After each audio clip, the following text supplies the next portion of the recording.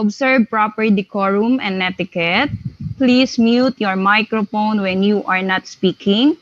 Questions can be asked throughout the webinar through the chat box, and we'll have a Q&A portion after the presentation. Webinar codes will be flashed at the start and at the end of the webinar.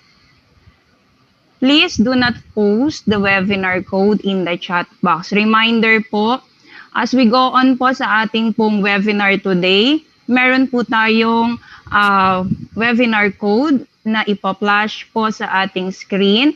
Wag na wag po natin siyang ilalagay sa chat box po, section po natin. The digital certificates po will be provided to those who have attended the full duration of webinar, answered the post-evaluation form, passed the quiz, input valid active email address when filling out the post-evaluation form. Post-evaluation link will be given at the end of the webinar. So we have cut off po today, just in case po mamaya po meron na tayong post-evaluation link. 11 p.m. August 28, 2020. Yun pong post-evaluation link po ay the end of the webinar po natin makikita. Some reminders po ulit, dun po sa mga Zoom platform po yung ginagamit po natin.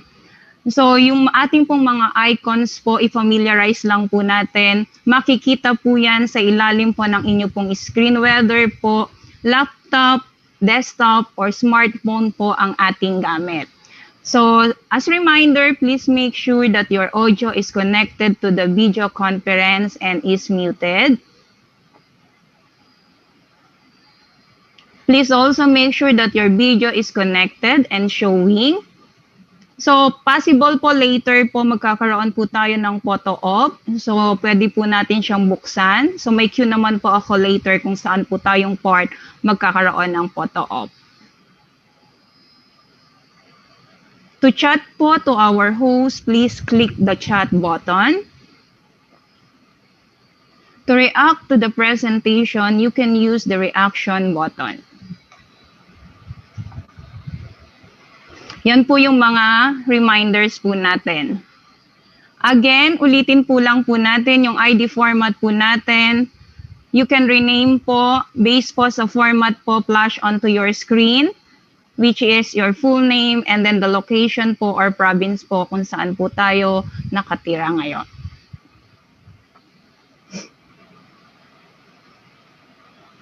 Before we begin, may I request again po sa inyo yung ating pong mga, reminder lang po ulit ha, yung ating pong mga Zoom ID. And now, to officially begin our webinar, let us all ask the holy guidance of our Lord Jesus. May I call Ms. Cherry Lou P. Gonzalez, the Registrar Head, Cavite Computer Center, Imo City, from the Provincial ICT Office, Education and Training Division, to lead the opening prayer po.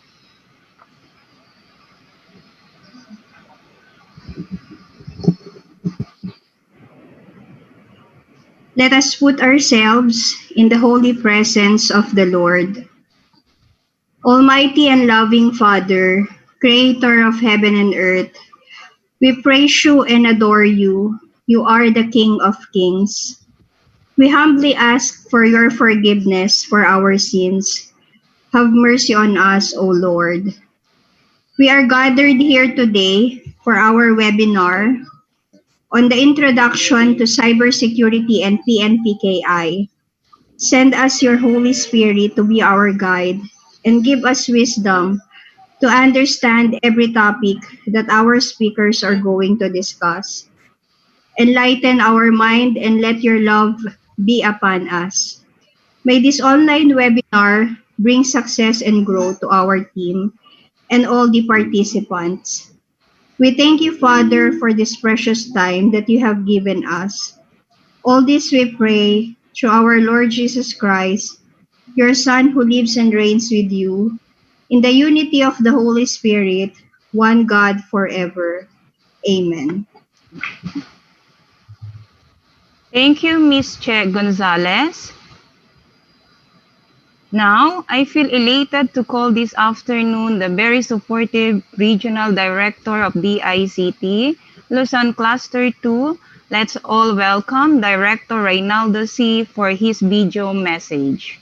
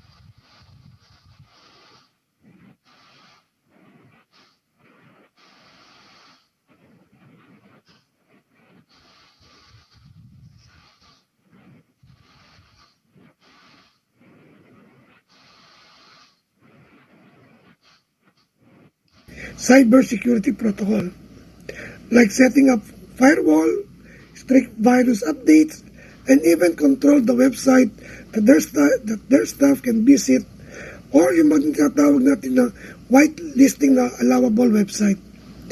And even to the point na iba ng input devices like storage devices saka USB para exclusive lang ang network nila. However, even with the most secured network, there are still possibilities na nako-compromise pa rin ang network natin. Even yung ating mga devices pwede ma-compromise. At mostly ang dahilan ay mga staff natin. Madalas nakakalimutan ng security protocol. May mga nag-VPN pa para makaiwas sa mga black site or mahilig mag-click ng mga phishing site and other more. The bad part is, pag na-compromise na ang isa, halos nakakalat na sa network ang virus. We are at risk not only of COVID pandemic but also at risk of cyber pandemic that could wreak havoc not only to our system but also to our own selves and family.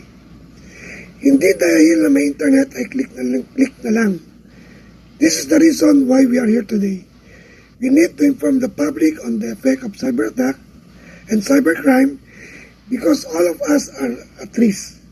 We need to be vigilant and mindful of what we are doing in the cyber landscape. We should be on guard on what we are doing, especially if we are online. We hope that after this webinar, we can all be totally confident and safe in exploring the cyber landscape. Be informed, be safe, think before you click. Magandang hapon po sa atin lahat.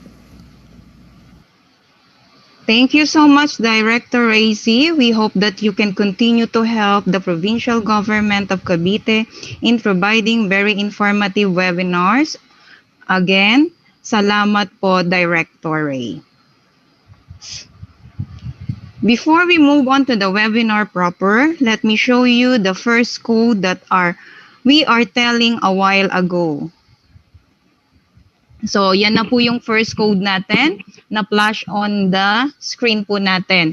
Kindly record po by copying and then para rin po yan sa ating pong post-evaluation link later po after the webinar.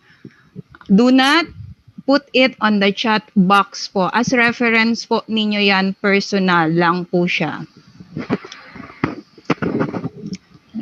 Before po tayo uling mag-move sa ating part ng ating program, kindly open the video po natin para po sa photo op na gagawin po natin.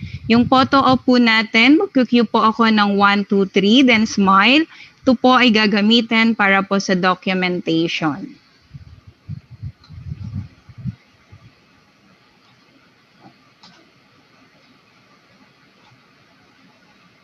So, pwede po tayo mag-thumbs up kung ready na po sa chat box po natin. Para makapag-cue po ako ng 1, 2, 3.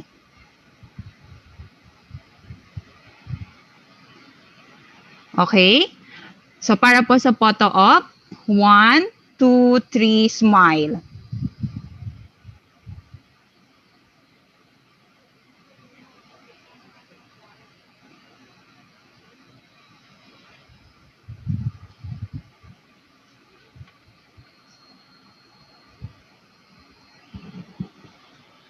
So, okay na po?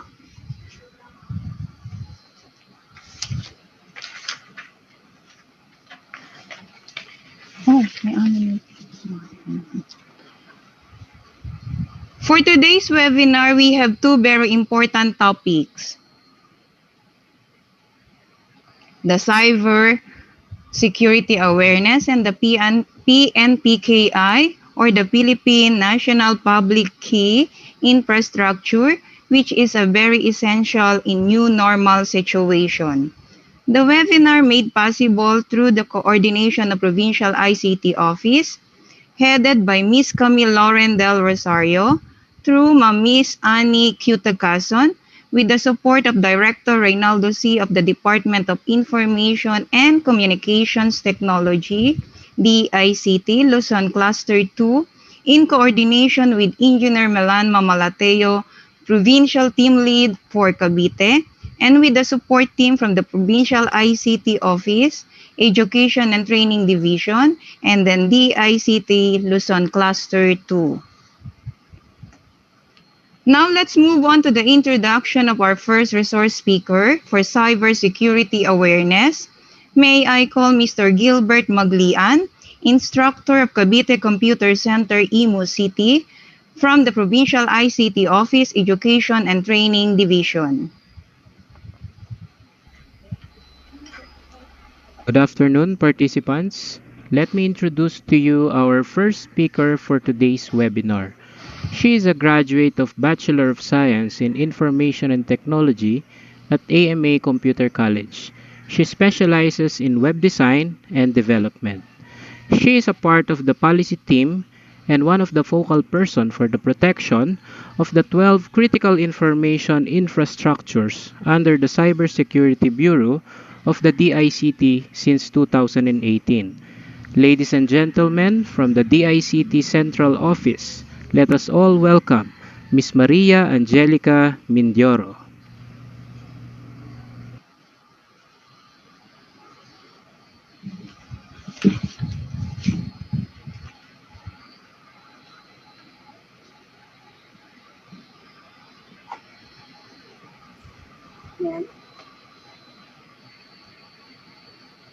Walang oras.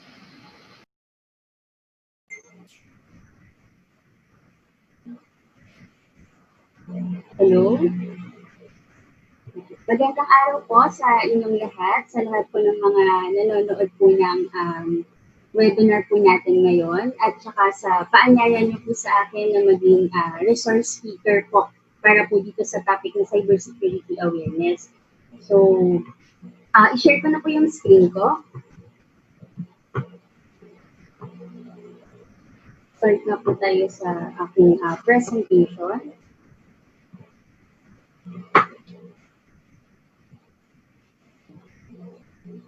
So, my topic for today, ang ating pong tatalakayin po ngayon ay tungkol sa cybersecurity awareness. So, okay. So, hello.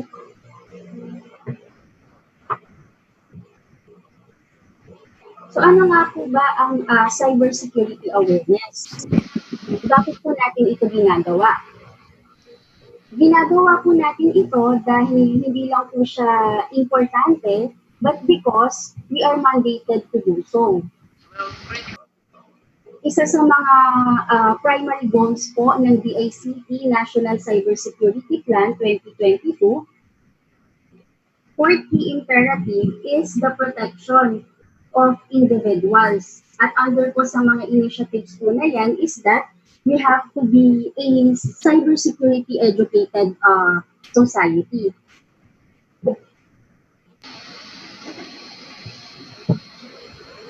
So ano nga po ba ang cybersecurity?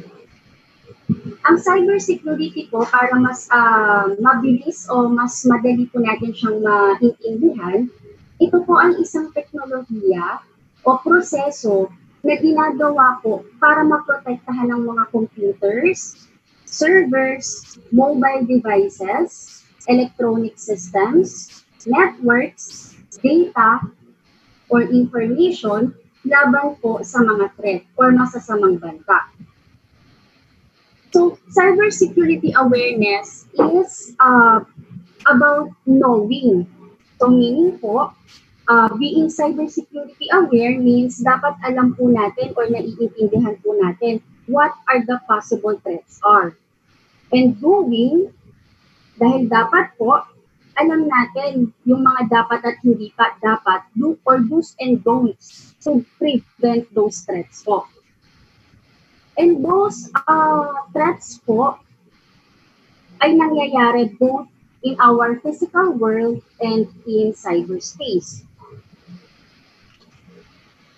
So dito po, ito po yung mga halimbawa ng mga hindi magagandang pangyayari sa paligid natin ngayon na pwede pang mangyari or maulit because of cybersecurity failures. Lagi po siyang may threats or danger in our physical world. And pwede rin po sa digital penetration or sa cyberspace. So sabi nga po nila, one of the biggest cybersecurity challenges po is the human factor. So bakit?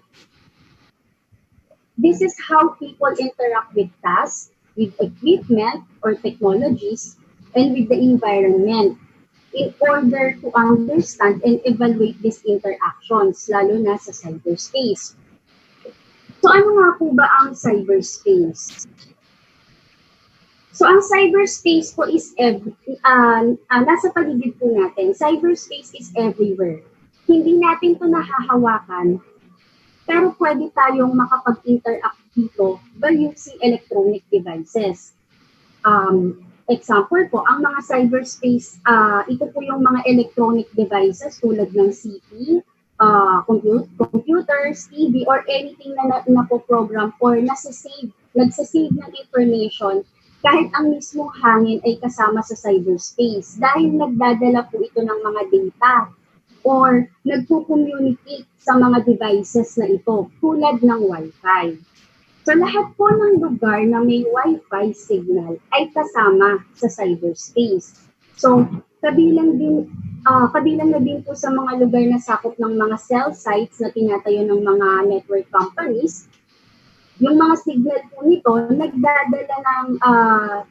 nagdadala po ng, for example, text or phone calls mula sa city papuntang cell site hanggang makarating po sa pinadalhan mo ng mensahe mo or ng kausap mo.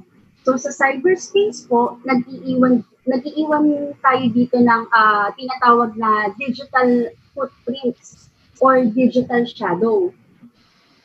So ngayon po, for example po, no, para bigyan lang po ako ng example para mas maintindihan po natin. Halimbawa po, ngayon, depende kung kaninong domain ang pinasukan mo po. Sa cyberspace po, dito po kasi, for example, nire-record po ng computer yung mga bagay na ginagawa natin sa cyberspace para mapag-aralan yung behavior or yung interest mo. Like, for example, kung mahilig kang manood po ng mga video sa YouTube, mahilig kang manood ng mga videos ng pusa, for example, mapapansin mo po na lahat ng ads or recommended videos na kasunod nito is related na sa mga pusa. So, hindi lang yon. May mga makikita ka pa din ng mga pictures na related sa pusa kapag pumunta ka sa Facebook. Pati na din kung saan ang eksaktong lugar mo habang gumagamit ka ng internet at kung anong oras mo siya sinerch at kung anong model ng smartphone or device na gamit mo. So, ano nga ba yung domain po na yon? Yung mga domain po na nagre-record ng, nag-iwan po tayo ng digital footprint sa mga domain. So, ano po ba yung domain? So, para mas maintindihan po natin, for example po, ang domain ay tulad ng Google. So, every time na ina-access mo si Google website, pinapasok mo po ang cyberspace na pagmamay-ari ni Google. Ma'am Angel, excuse. Yes, Mahina daw po ang audio nyo po. Ay, okay. Opo. Thank you po. Okay.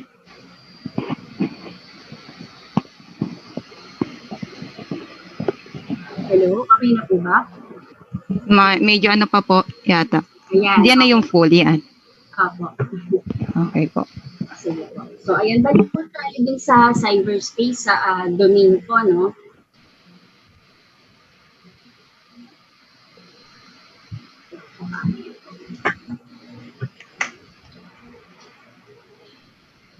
Ayan. So, ayun nga po, no? Ano nga po ba yung mga domain po na yan? So, for example nga po, ang domain ay tulad ng isang Google. So, every time po na ina-access mo ang Google website, pinapasok mo po ang cyberspace na pagmamayari ni Google. At dahil po doon, nire-record ngayon ng servers ni Google yung digital footprint mo. So, kahit na mag-clear ka ng browsing history, nakasave na sa server ng Google yung mga activities po doon. So, what happens in cyberspace? So, criminal use it to steal. Kung dati po, bigay lang po ako ng example, no? Kung dati po, kailangan pa ng mga magnanakaw or mga nangoloob ng bahay na pumunta sa bahay mo para makapagnakaw physically, literal. Pero ngayon po, gumagamit na lang sila ng internet para gawin ito. So, another one po is we use it to exchange information. So, pwede ko, ang cyberspace po kasi is a virtual space including internet where information is exchanged. So, meaning, pwede kang makakuha ng mga sensitive information po. And another one is hacktivists use it for political goals. Ginagamit nito ng mga aktivista para maisagawa nila ang kanilang mga political agenda po. And there are common cyber attacks po na tinatawag, dito na po pumapasok yun, kung paano ginagawa ng mga criminals used sa cyberspace yung mga nangyayari po na hindi po maganda, na nag-lead po into both physical and digital penetration. So isa po sa mga common cyber attacks is itong social engineering. Ano nga po ba ang social engineering? So, tatagalubihan po natin para mas maintindihan po natin. Ito po yung mga tactics or techniques paraan po na ginagawa ng mga cyber criminals. Katulad po ng manipulation. So, ima-manipulate ka po nila or ititrick ka nila para i-reveal mo yung personal or private information mo. So, paano nga ba nila ginagawa yan, yung manipulation na yan? Pwede po silang gumawa ng fake story, fake advisory, or alerts para mag-panic ka.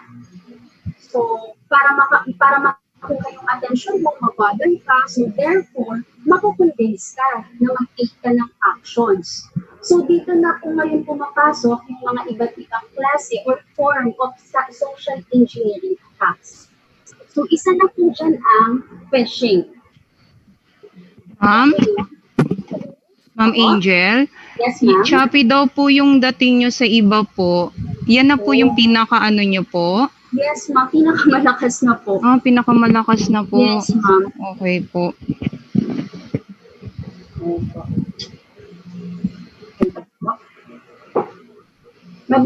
Hello? Okay na po? Ayan. So, ayun na po, no? So, isa po sa mga form of social engineering attacks is ang phishing. So, ano nga po ba ang phishing? So, phishing is a form of social engineering attack. So, magbibigay po ako ng example para mas lalo po natin maintindihan ito. Usually po, ang phishing is nangyayari sa mga ginagawa ng mga cyber criminals na nagpapanggap na bangko. So, ito yung mga nakakatanggap ka po ng email or messages na nagsasabi na may problema ka po sa bank account mo. Tulad ng sasabihin po nila sa'yo, merong mga na-detect sila na unauthorized access sa account mo or na-block yung account mo, na kapag hindi mo agad in-update yung information mo, is mag-close yung account mo. So, syempre ikaw, kakabahan ka ngayon. Ano ang gagawin mo? Doon sa email sa'yo may instruction agad na click on the link. Katulad po nitong sample na nakikita po ninyo. Nakalagay po dyan, click on the link para ma-update mo agad yung bank account mo or ma-verify mo siya. So, pag-click mo ng link, hindi mo alam na napunta ka na pala sa fake website ng banko na ginagaya ng mga cyber criminals. And then, mag-fill up ka ng information mo na hindi mo alam is directly ka na nagsasend ng information sa cybercriminal na ikaw mismo ang nagbigay ng information mo sa kanila. So, balik mo tayo sa social engineering, no? Ito po yung pag-manipulate. So, na-manipulate ka na nitong mga cybercriminals na to or na-convince ka na ibigay mo yung info mo sa kanila. So, ano nga po ba ang dahilan or bakit ginagawa ng mga cybercriminals yung phishing attack na rin? Kasi common po niyan sa panahon natin ngayon, lalo na po ngayong pandemic, no? So, ginagawa po nila yan, yung posibleng mangyari po dyan is para po magnakaw or makakuha ng information mo. Pwede kang nakawan ng mga cybercriminals na yan since alam nila, nag-input ka na po ng information mo dun sa fake website na kinlik mo dun sa binigay sa message sa'yo na once na nalaman na nila yung bank credential mo, inilagin ngayon ng mga cybercriminals sa official website ng banko mo, yung binigay mo information mo sa kanila or yung binigay mo credentials mo sa kanila. And once na ma-open na po ng mga cybercriminals yung bank account mo, pwede na sila syempre gumawa ng any transactions. Like, pwede silang mag-transfer ng pera into their bank account. So, siguro po marami sa atin ngayon gumagamit na po ng mobile or online banking, no? Marami na din po siguro na aware sa inyo na every time na meron kang ginagawang transaction sa account mo is nanghihingi siya ng OTP or one-time password to confirm na ikaw talaga yung nag-access ng bank account mo online. So ngayon, si cybercriminals, pumunta siya sa official website ng banko mo, nilagay niya yung credentials mo or yung login account mo. Ngayon, magpapadala ngayon ng official banko mo or magsasend siya sa'yo ng OTP. So, another problema na naman po yan ng mga cybercriminals. Kasi syempre, sa official na website mo siya naglagay ng credentials mo, ngayon, sa'yo po mismo mag-send or makaka-receive ka po mismo legit sa banko mo ng one-time password mo po. So ano po ngayon ang gagawin ng mga cybercriminals? Mag-i-email na naman po yan. I-enter ka na naman po nila or i-manipulate ka na naman po nila para i-enter mo or i-dictate mo sa kanila yung OTP mo. So, akala mo po, yung hinihingi na OTP dun sa email message sa'yo, dahil nag-fill up ka lang ng application or nag-update ka lang ng information dun sa fake account na binuksan mo kanina, akala mo kaya siya nanghihingi ng OTP is para maging successful yung pag-update mo dun sa fake na website na pinag-enter mo ng information mo kanina. So, hindi mo alam transactions na pala yun ng cybercriminal na nag-transfer na siya ng pera from your account to their savings account. So ngayon, i-click mo na naman siya. Kasi nakalagay ko dito as makikita nyo naman, is immediately to do so for transactions you have made will be not processed. Afterwards nan, yung dahil sa totoong bangko na confirmation sa'yo na makaka-receive ka na lang ulit once na bigay mo ng OTP mo, magsisend na naman sa'yo yung legit na bangko mo sa'yo na meron ka transaction ginawa na transfer ka ng pera. So, doon ko lang marirealize na na-manipulate ka na ng cybercriminals. Kumagat ka sa ginawa nila at huli ka. Sabi nga po nila yung phishing parang nanilingit lang ng isda, may pating. Pag kumagat ang isda, huli ka.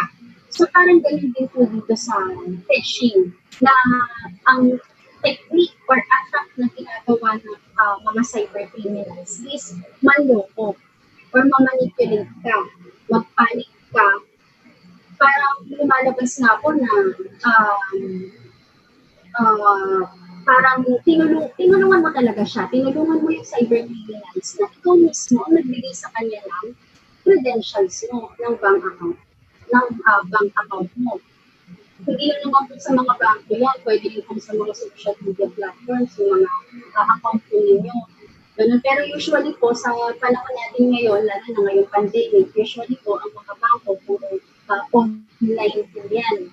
So, sana po marami pong nakaka-relate po sa inyo at nagtitindihan niyo po yung pinaka-common or sample na itong phishing na isa sa mga common cyber attacks. Okay po. So, another common cyber attack po is ang malware.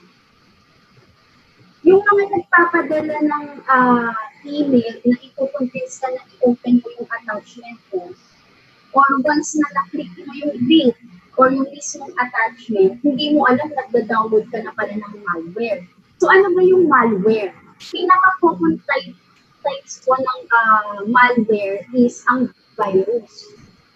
So, ano nga ba? So, saan nga ba nanggagaling itong virus na to at ano ang epekto nitong virus na to sa mga computer devices natin? So, magbibigay po ako ng example, kung familiar po kayo, pinakamadaling example po dito, way back 2020 is yung I Love You virus po na ginawa ng isang Filipino hacker way back 2020, no? Nagsimula po siya sa isang empleyado na nakatanggap ng email na ang subject po ng email is I love you.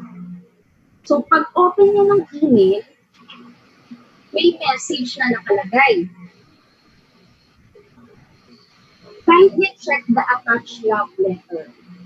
So, itong si employee, binuksan niya yung attachment, not knowing na virus na pala yun. Ang laman ng attachment is text file or codes or yung actual na executable program na once binuksan mo yung file or yung attachment, is automatic niyang isasend yung mismo love letter sa lahat ng contacts mo na nakasave sa email mo or sa address book mo. So, lahat ng nakatanggap ng email na yun, akala nila, syempre, weird joke lang or serious love letter.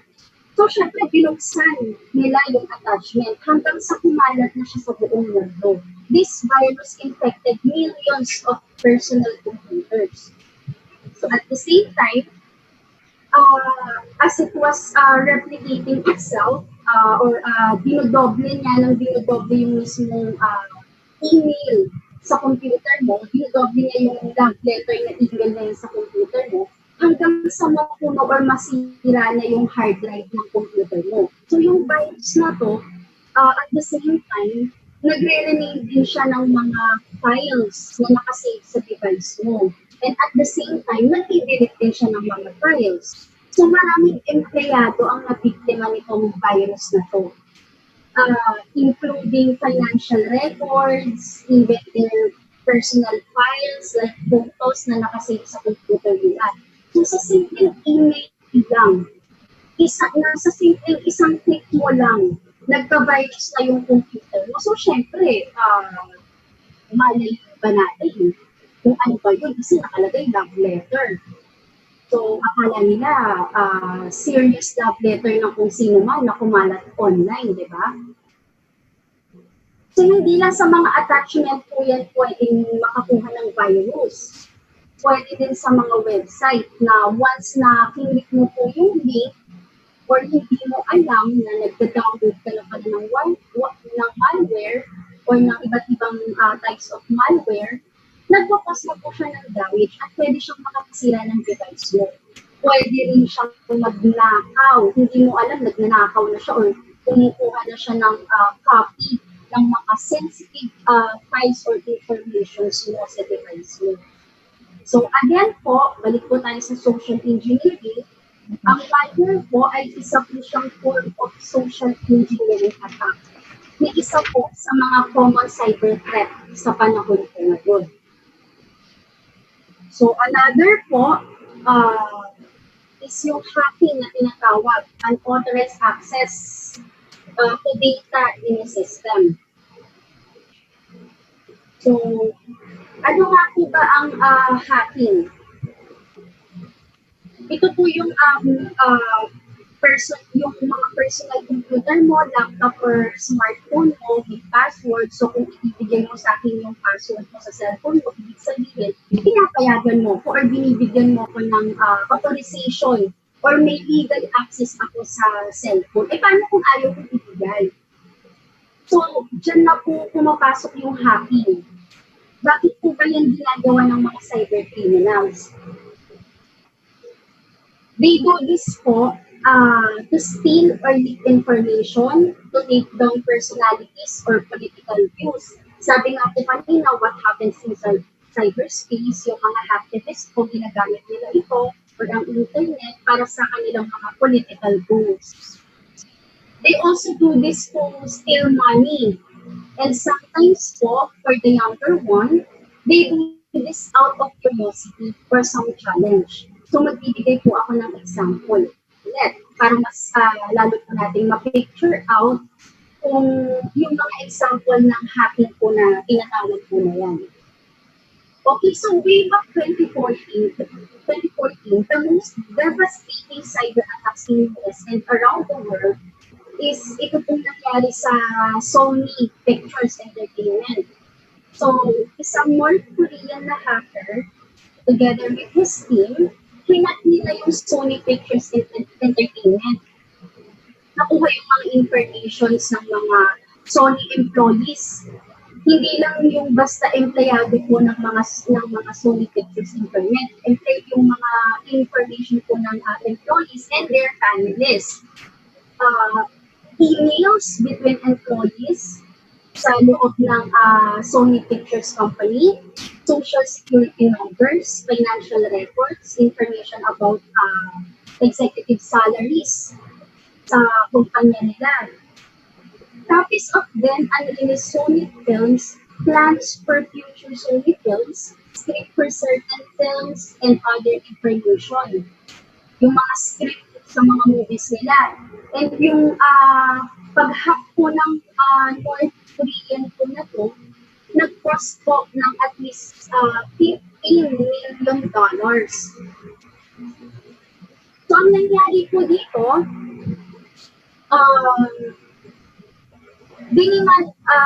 dinidemand po kasi ng grupo ng mga hacker na i-withdraw nila or wag ituloy yung movie ng Sony na The Interview. So for those who are not familiar with that movie, comedy movie po siya na ang plot ng movie is to assassinate North Korean leader and threaten terrorist attacks. So, in response po to these threats, kinancel po ng Sony yung formal premiere and mainstream release ng movie. Pero, sinuport po sila ni former President Obama, yung Sony, sinuport po siya. Tsaka yung mga theater na magpapalabas po ng movie na to. Sinuport po ni former President Obama para mapangalagaan ang demokrasya laban sa mga diktator. At inassure po niya mismo ni former President na magiging safe ang lahat ng mga sinehan na magpapalabas ng movie. So, ilan lang po yan sa mga forms of social engineering attacks and common cyber attacks sa panahon ngayon. Gagamitin, kukuha sila ng information kung pwede nilang yung mga hindi i-publish online, yung mga hindi naman dapat i-post online. Kasi sensitive po siya eh. Imagine po ninyo, information ng mga employees ng Sony companies, pati ng mga pamilya ng mga empleyado ng kumpanya na yun. Nag-leak yung mga salaries nila, kahit yung mga future plans nila sa mga gagawin nilang movies, yung scripts. So, napakalaking threat po sa kanila noon. It cost $15 million at least. So, isa po siya sa mga example po ng hacking. Ginagamit po siya sa threat.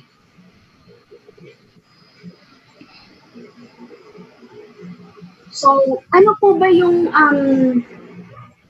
role po ng isang individual, or what is your role in cybersecurity? So as an individual po, dapat mong malaman o matutunan kung paano mo maiiwasan ang mga cyber attacks na yan, at kung paano mo mapoprotektahan at mapapahalagaan yung mga sensitibong impormasyon na dapat ikaw lang ang nakakaalam. So paano? How do you protect yourself from those threats? So isa na po dyan, do not open messages or any attachment from unknown sources. So, naka-receive ka ng message, hindi mo naman po sigurado kung sino yung nag-send sa'yo ng message or kung nagpadala sa'yo ng message, pero open ka lang ng open. Basa ka lang ng basa ng message. Sige, click lang ng file. Kasi curious ka para makita mo, di ba? Not knowing, pwede nang ma-virusan or malagyan ng virus yung device na ginagamit mo. Another is, do not click dubious or unverified links. So, hindi lang attachment. Yung mga unverified links po na yan, tawag dito, for example po, link po ng Facebook, alam mo legit siya. Pero kapag hindi mo naman po specific na alam kung ano ba yung link na to, walang nakalagay kung ano man lang na, kung saang page man lang ako magpupunta kapag hindi ko itong link na to, saan ba akong website mare-redirect. So, para ma-trick ka, akala mo, kung tinlik mo yung unverified links na yan, akala mo sa website ka mapupunta. Pero, pwede ka na palang malagyan ng virus sa device mo. Hindi mo alam, virus na pala siya na once nakilig mo, para siyang sa attachment, like yung sa example ko natin kanina sa I love you, virus na love letter ko. So, another is change your passwords regularly. So, i-ano ko lang po na marami po sa atin ngayon ang gumagamit ng social media platforms like Facebook or YouTube or whatever. Marami po tayong account, social media accounts. So, too much sharing of information po on social media is hindi po maganda. For example, naka-display po sa Facebook yung birthday mo.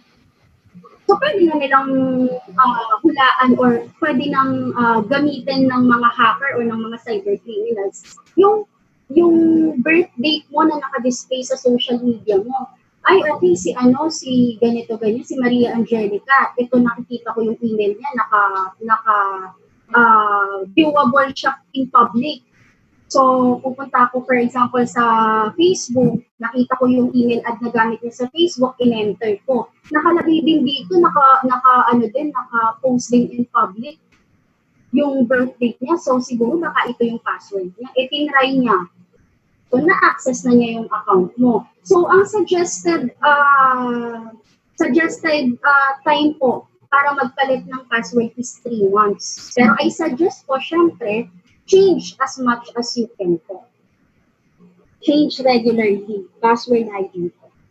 So, ayun. Another po is, we have to be careful in interacting with other people online. So, bigay po ulit ako ng example, lalo na po sa panahon natin ngayon, marami pong online marketing. Tama po? Yung mga nakikipag-barter or nagbe-business online, marami pong nababalita ngayon sa news na inuuna nilang isend online yung payment nila alam nila na nagtitinda siya ng ganito for example nitong mga face mask or facial. Kailangan magbayad muna ako para isend sa akin. Hindi mo naman ganun kakilala yung kausap mo.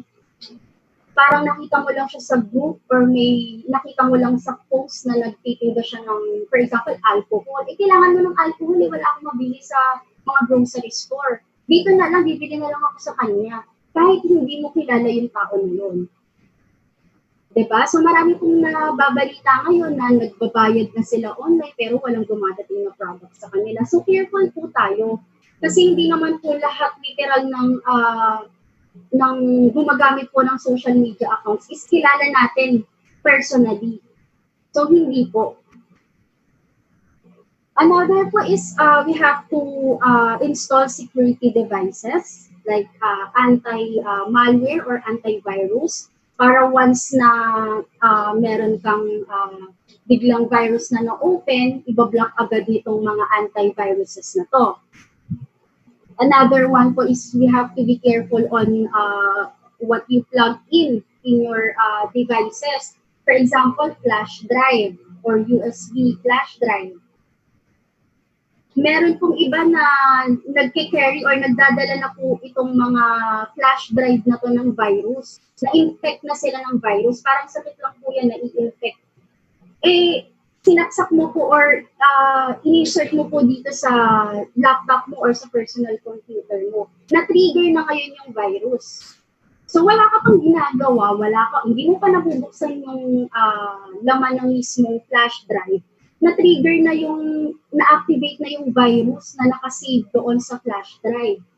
So, pwedeng ma-damage yung computer mo, mag-cause siya ng yung mga hindi mo inaasahan na pwedeng mangyari ng damage sa personal devices mo po.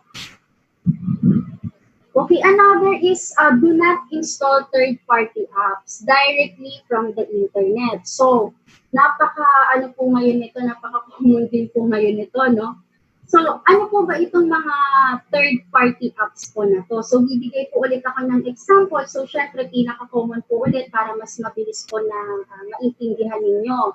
So, Facebook at ako, gumagamit ako ng Facebook. So, between Facebook at ako, first and second party na po kaming dalawa.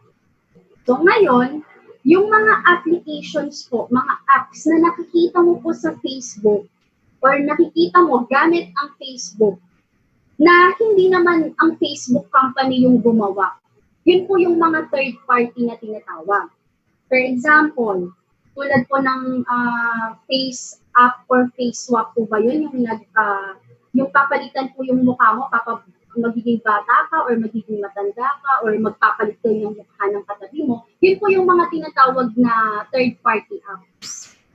So, meron pa po akong nakita yung parang sino yung ka-look-alike mo kapag tinry nyo po yung third-party apps na yun. Hindi po siya literal na dina-download po na apps ha. Basta once nakindик mo po yung third-party application po na yun, i-screen niya na po yung information mo sa Facebook, kukunin niya yung profile picture mo sa Facebook para magawa niya yung goal ng third-party apps na yon na pabatain yung mukha mo or patandain or iswap. So meron pa po akong nakikita dyan yung mga nag-change po ng nag-take po ng challenge na name ng father, name ng kung kailan kayo nagkakilala, ganyan-ganyan. Hindi mo alam, ginagamit mo yung mga third-party application na yun. Ikaw mismo yung nagbibigay ng information doon, tapos ipopost mo sa social media, tapos naka-public. Not knowing na lahat ng mga na hacker. Paano kung yung isang hacker, alam na, may-ari to ng business, ganyan. Ang dami niyang pinopost na mahahalagang information niya in public. Pwede po nilang magamit yon na threat sa'yo, or pwede nilang magamit yun, ayun nga po yung parang sa example po natin kanina, gagamitin nila yung mga information mo para makapagnakaw sila. Hindi mo po sila nakikita physically yung mga cyber criminals na yun. Dahil lang po sa paggamit ng mga internet. Or yan po yung tinatawag overall na nangyayari into our cyberspace. Okay po? So, next po is only add people you know. Okay. So, karamihan po sa mga kabataan ngayon, ang mga Facebook friends po nila, thousands po. hindi naman po nila kilala personal. So, I suggest po, siguro po, i-add lang po natin yung mga tao na kilala po natin sa personal na buhay natin. Hindi porque you have your related or common friends, once na maging friends mo kasi sila sa Facebook, magkakaroon agad siya ng access sa lahat ng pinupost mo sa Facebook account mo. Pero you have your, lang naman, common friends. Hindi mo siya kilala personally. Diba? So, sana po maging aware po tayo sa mga ina-add po natin or sa mga tao na nakikipag-interact tayo sa social media. And last one po, syempre, report and ask help from the authorities. So, for example po, balik po tayo sa example ko kanina, once na meron po kayong mga na-receive na emails na hindi naman po, kung hindi po kayo sigurado na bangko nyo po mismo yun, or meron sinend sa akin yung friend ko or yung kakilala ko na ganito, ganyan. Hindi ko naman to kilala, bakit ko papansinin? Or, syempre po pag ganun, like yung sa mga i-report na lang po natin sila. Ang magbibigay lang po pala ako ng isang example po dito. Way back 2012 po, hindi pa ganong ang Facebook. Ang mama ko po tumawag sa akin, umiiyak. Ang sabi po ng mama ko, may nag-text daw po sa kanya na ang sabi is, na-hospital daw po ako. Nandito po ako sa Manila, nasa province po yung mama ko. So, iyak po nang iyak yung mama ko, tapos ang sabi po sa mama ko is mag-send daw po si mama ng load or pera dun sa nag-text sa kanya. So, yung mama ko, kinonfirm niya, kinontak niya agad ako kung totoong nasa ospital ako, umiiyak. So sabi ko, anong nangyari sa'yo, ma? Ganyan. Tapos ang ginawa ko po, kinuha ko po yung cellphone number nung nag-text sa mama ko. Kasi, ang iniisip ko po, you have to think, smarter than these criminals, no? Kasi isipin mo, yung nag-text sa mama ko, bakit niya alam na nasa Maynila ako? Diba? So, ibig sabihin, posibleng kakilala yun ng mama kung wala namang Facebook account or any social media ang parents ko nung mga panahon na yun. Pero, meron siyang cellphone number ni mama. So, iniisip ko, pwedeng nakuha niya yun kung saan mang tindahan nagpalong yung mama ko na kakilala niya kami. Tapos, lulukohin niya yung mama ko, ihinga ng pera. Diba? Pinuntahan pa ng mama ko nun yung mga kapatid ko sa school. Elementary pa lang po sila nun. Dahil sinundo niya, dahil sa sobrang pag-aalala niya. So, ang pinaka-ano ko po dito, magtanong po muna tayo or i-verify po muna natin. Huwag po tayong agad gagawa ng action. Huwag po tayo agad mag-manipulate dun sa mga nagsasabi ng mga ganyang threat. Okay po. So, ito po yung mga ilang cyber complaint focal points like Philippine National Police Anti-Cybercrime. Anything po na related sa cyber crimes, pwede po kayong tumawag or mag-report po sa mga to. PNPECG, DOJ, OOC, NTC, and National Bureau of Investigation. Okay. So, ito naman po, ipo-plug ko lang po yung aming cybersecurity page. So, ito po siya.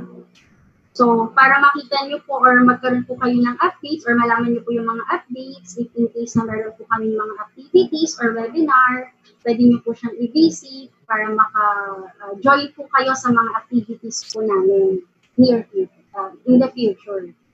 Okay po, so, ayun po yung aking presentation. So sana po, kahit na mga common threats lang po siya na nangyayari into our modern day, sana po may natutunan kayo kasi usually po ngayon, pag sinabing phishing, ano ba yan? Pag sinabing hacking, ano ba yan? So sana po din sa mga napakasimpleng examples po na binigay ko is naiintindihan niyo po siya. And sana po makatulong po yung mga simpleng kaalaman na yan para maging aware po kayo na as an individual, protektahan po ninyo yung mga personal information nyo using internet.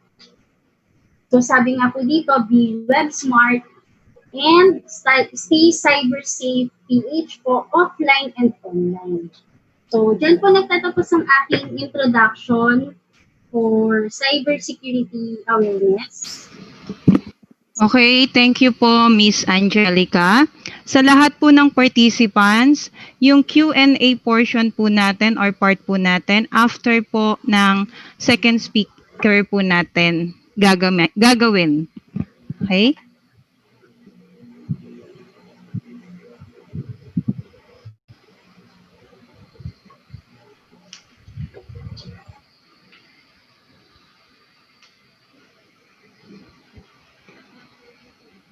Moving on to the second topic for today's webinar, the introduction to the PNPKI, our objectives,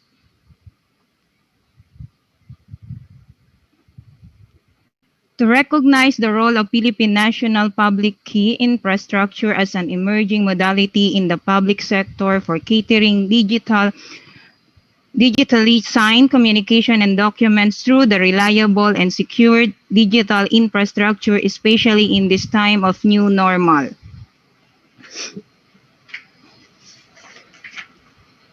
Again, for the introduction of second resource speaker today in PNPKI webinar, may I call again Mr. Gilbert Maglian.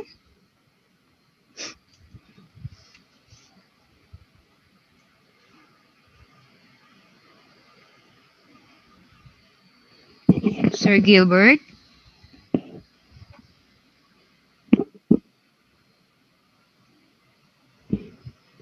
Sir Gilbert.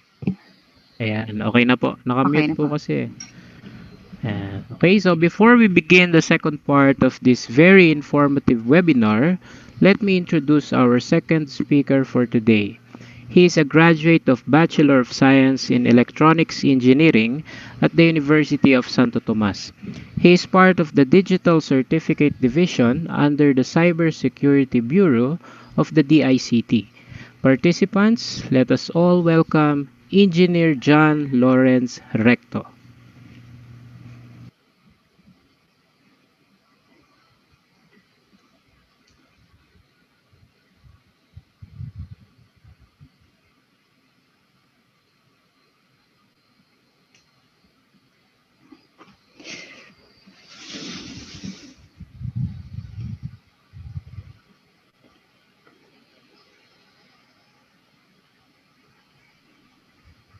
Hello po, good afternoon sa lahat.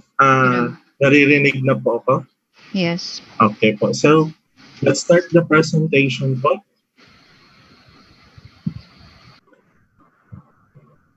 Okay.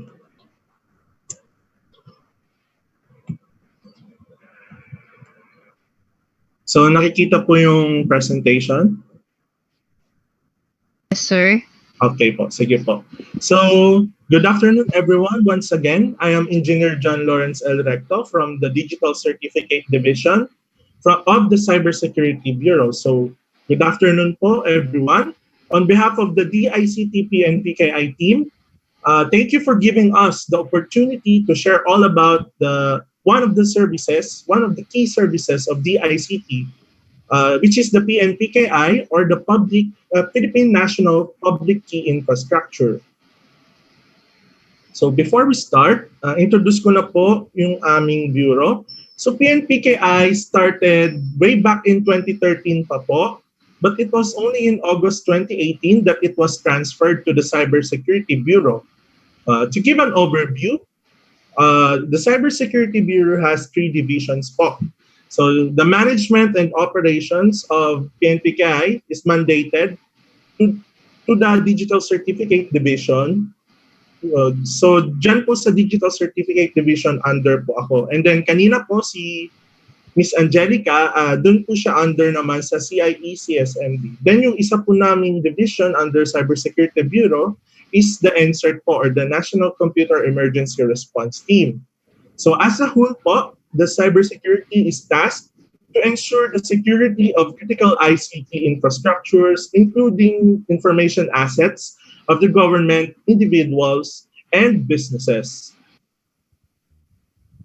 So we have the PNPKI team leads the The Digital Certificate Division, leads the PNPKI operation. So aside from the PNPKI team in the central office, we also have PNPKI teams all over the 8 DICT field operations offices to support the subscribers in their respective areas of responsibilities. So first, the NCR, we have the central office, kami po yun. For the Luzon, we have 3 clusters. So LC1, LC2, and LC3. Lahat po yan capable mag-accept ng PNPKI applications. Visayas, we have BC1 and BC2. And for the Mindanao, we have MC1, MC2, and MC3. So lahat po yan capable of accepting applications for digital certificates under PNPKI. So ito po, marami na pong mga lumalabas na press releases about PNPKI. So what is the PNPKI all about? Suddenly, in PNPKI, everywhere na. So what's the clamor all about? We've been getting a lot of inquiries kung ano po ba ang PNPKI, kung it is legally accepted po ba, is my scanned signature considered a digital signature, how to apply for digital certificates, and if it is free po ba, etc., etc. Lalo na po ngayong work from home karamihan po ng mga tao. So ito po ang ating points of discussion. So i-discuss po natin yung difference between PKI and PNPKI.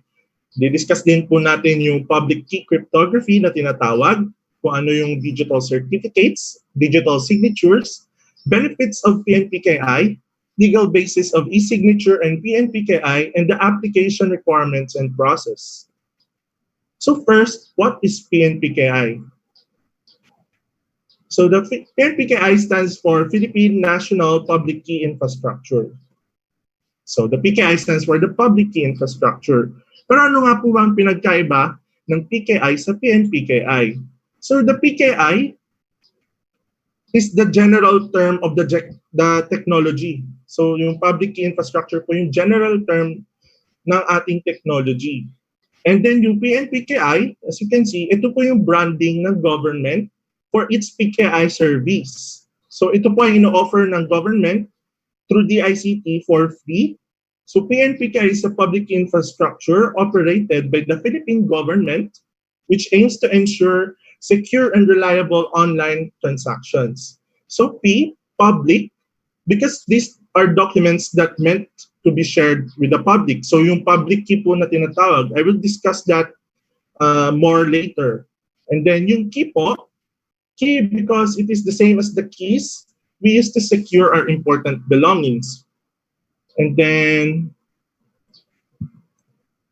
infrastructure po, because it's just like yung mga basic physical and organizational structures and facilities, it is needed for the operation of a society or enterprise. So PKI, in the simplest sense, is a way to identify people, organizations, and machines electronically. For a better understanding, please watch our PNPKI promotional video. So pakisabihan lang po ako kung walang audio.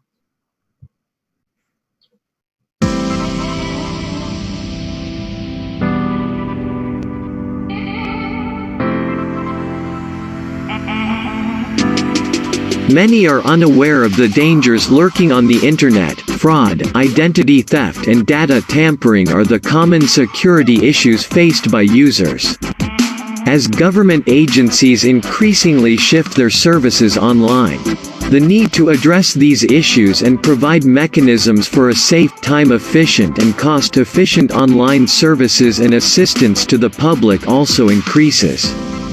To attain a higher level of security for online transactions, the DICT Cybersecurity Bureau is implementing a Public Key Infrastructure or PKI. It is the key for digital security. It uses state-of-the-art cryptography and digital certificates for digital signing and encryption. These two components are the primary instruments of PKI that ensures identification and authentication of users of applications. PKI uses both public and private keys. One key locks and the other unlocks. Imagine a set of lockers at a public pool. One key, a public key, is given to the customer to lock a compartment. To prevent the customer from forgetting to return the key after use, the locker can only be opened with a master key, the private key, which is held by the owner. The digital keys work hand in hand to ensure digital security. The public key is used to encrypt the file while the private key is used to decrypt it, and only the right digital certificate can open the information encrypted with PKI. Digital signing. When a user with a PKI token digitally signs a document or email, the intended recipient can be assured that the information within that document was created by the person whom the message was from and that it is safe to open. Encryption. Another feature of PKI is the ability of a user to secure information within a document by encrypting it.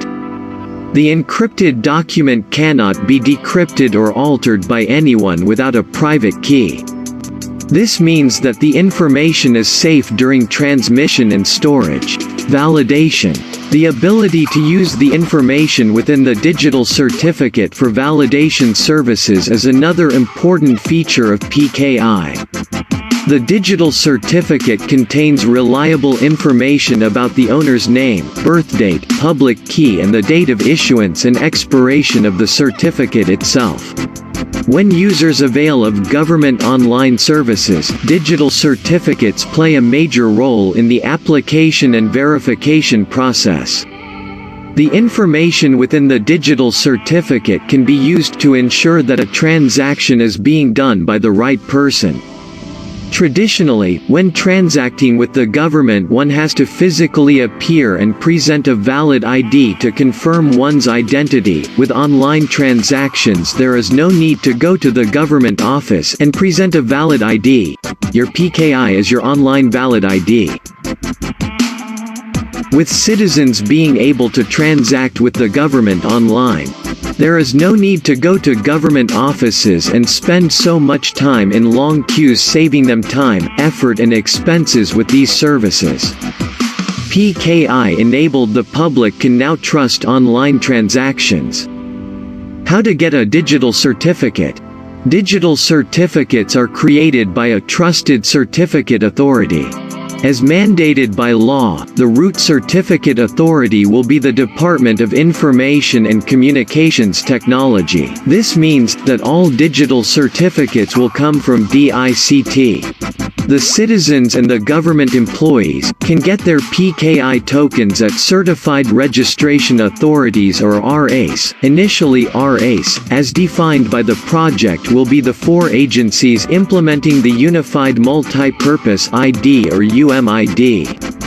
SSS, GSIS, Full Health, and PAG-EBIG. Other RAs will be identified later. With PKI, the goals of achieving secured networks and online data exchange will be achieved.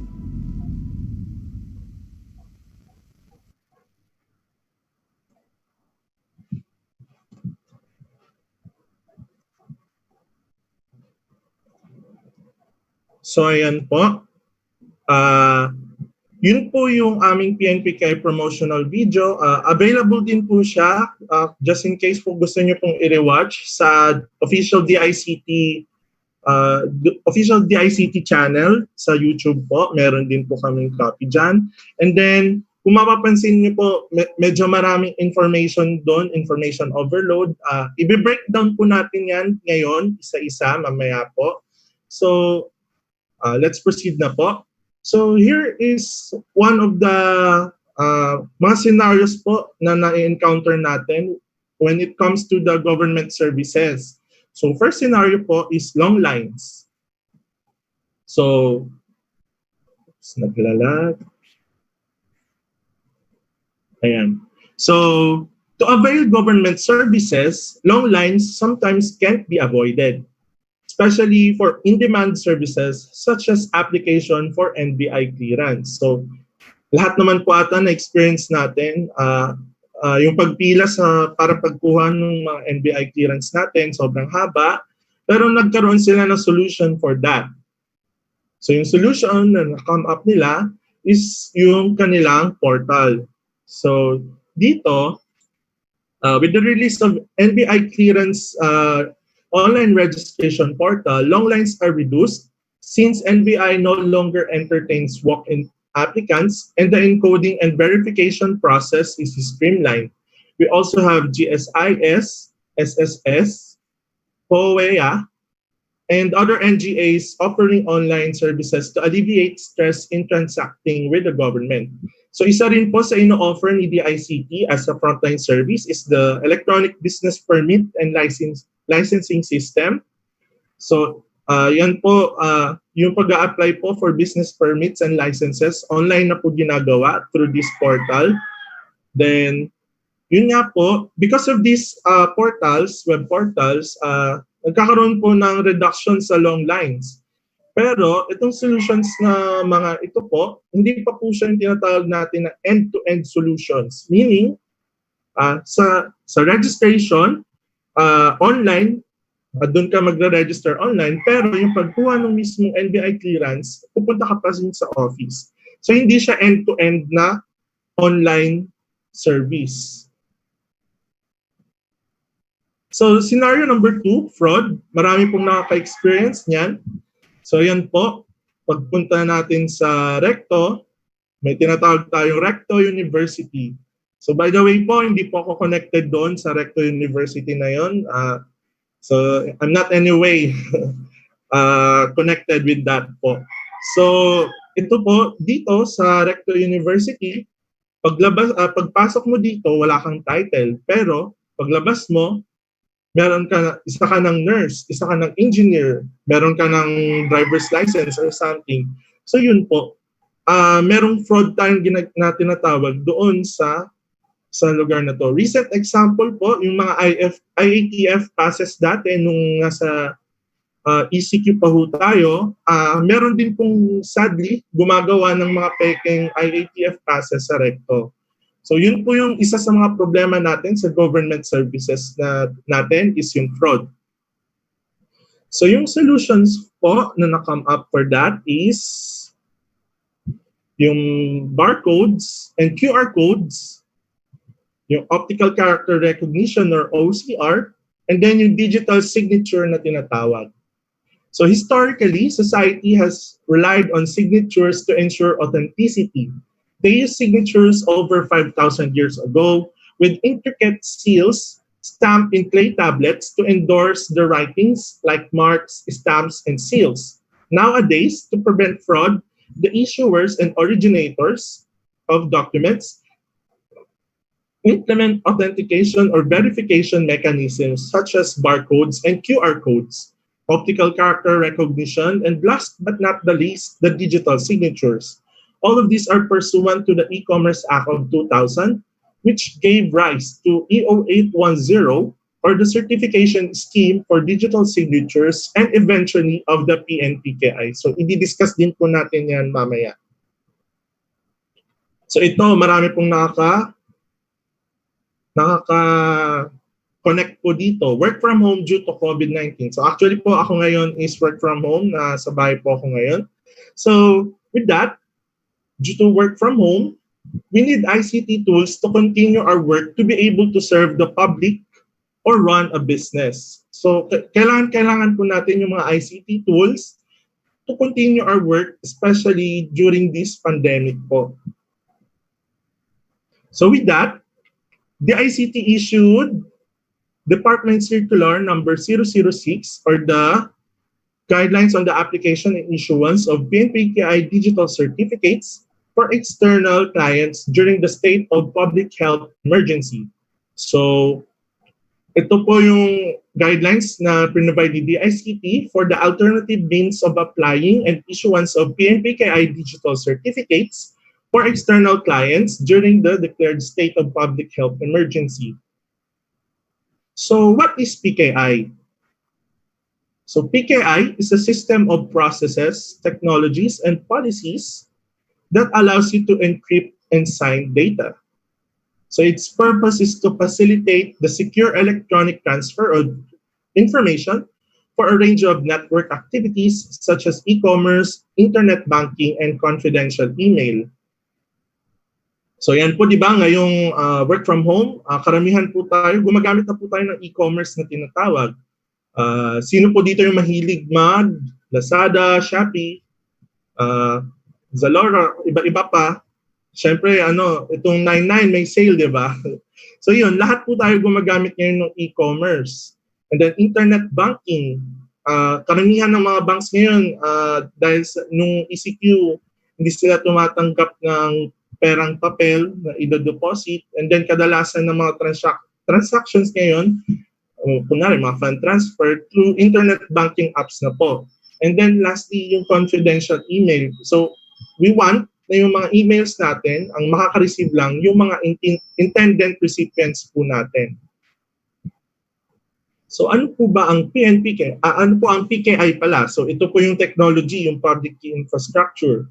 So yung PKI enables risk to be properly managed so that electronic transactions can be performed on open, unsecure networks such as the internet. So dalawa po yung main components ni PKI. First is cryptography, and last is the digital certificates.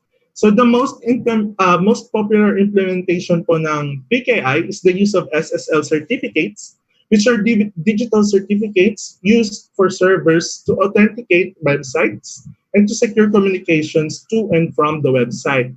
So this way, risks are properly managed and electronic transactions are possible through the internet dahil po dun sa mga SSL certificates na tinatawag. So ito pong dalawang components na ito, they provide security mechanisms while digital cryptography, siya po yung nagpo-provide ng security mechanism, and then yung digital certificates, siya po yung nagbibigay ng identity binding na tinatawag. So without one or the other, PKI will not be successfully implemented. So what is cryptography? So background lang po tayo sa cryptography. So it is derived from the Greek word cryptos, meaning hidden. It is a method of storing and transmitting data in particular form so that only those for whom it is intended can read and process it. One of the best example po is kung alam niyo po yung Caesar cipher na tinatawag. So si Julius Caesar, hindi niya po pinagkakatiwalaan yung mga messengers niya na nagdadala ng mga siguro mga utos niya doon sa mga commanders niya. So bali ang ginagawa niya, yung letter niya, shift niya by 3. For example, letter A, isi-shift niya yun ng 3. So letter A. A, B, C, D. So ang equivalent ng A is D for the Caesar cipher. So ginagawa niya shift niya lahat ng letters by 3 para hindi maintindihan ng messenger niya, and then only those na nakakaalam na kailangan mo munang i-shift pabalik pabalik ng 3 yung makakabasa ng message. So yun po yung isa sa mga great examples of cryptography. So ito po, it uses mathematical science to encrypt and decrypt data. It enables you to store sensitive information and transmit it across unsecure networks like the internet, so it cannot be read by anyone except the intended recipient. So ito po, nowadays, it is possible through the use of cryptographic algorithms which automates the encryption. So take note, automates na po. Hindi na po natin kailangan gawin manually yung encryption and decryption of the data when we use certain computer applications. So take note, to encrypt means to hide a message. Hindi ko po, encrypt, hide a message, or make it unreadable. Meanwhile, to decrypt means to reveal the hidden message. So this way, it enables us to store sensitive information and transmit it to networks. So iba pang mga example nun is, kunwari, isa akong Tagalog, then may naririnig akong mga nag-Ilonggo. Siyempre, hindi ko sila maintindihan kasi yung language nila is Ilonggo. And then ang naintindihan ko lang is Tagalog. So that way, it is kind of an example of cryptography na rin po. So basic example lang po yan ng cryptography. So ano po ba yung public key cryptography na tinatawag? So ito po yung isa sa mga kinds of cryptography. So public key cryptography or asymmetric cryptography is a cryptographic system that uses pairs of keys. So we have the public key and the private key. So dito sa public key cryptography, meron dalawang keys. Yung public key, ito po yung public key yung sinishare natin sa lahat to anyone. And then yung private key natin, ito po yung kailangan natin itago lang natin sa sarili. So imagine your message as something that can be locked or unlocked using the keys. So if you lock your message using one key, only its key pair can unlock it. So example, ginamit mo yung public key mo to lock a message, tanging yung private key mo lang yung makaka-unlock ng message na yun because they are related to each other. So remember, public key converts messages into an unreadable format. Encrypt the message intended for the specific receiver, and then the private key is the secret key that is used to decrypt the messages.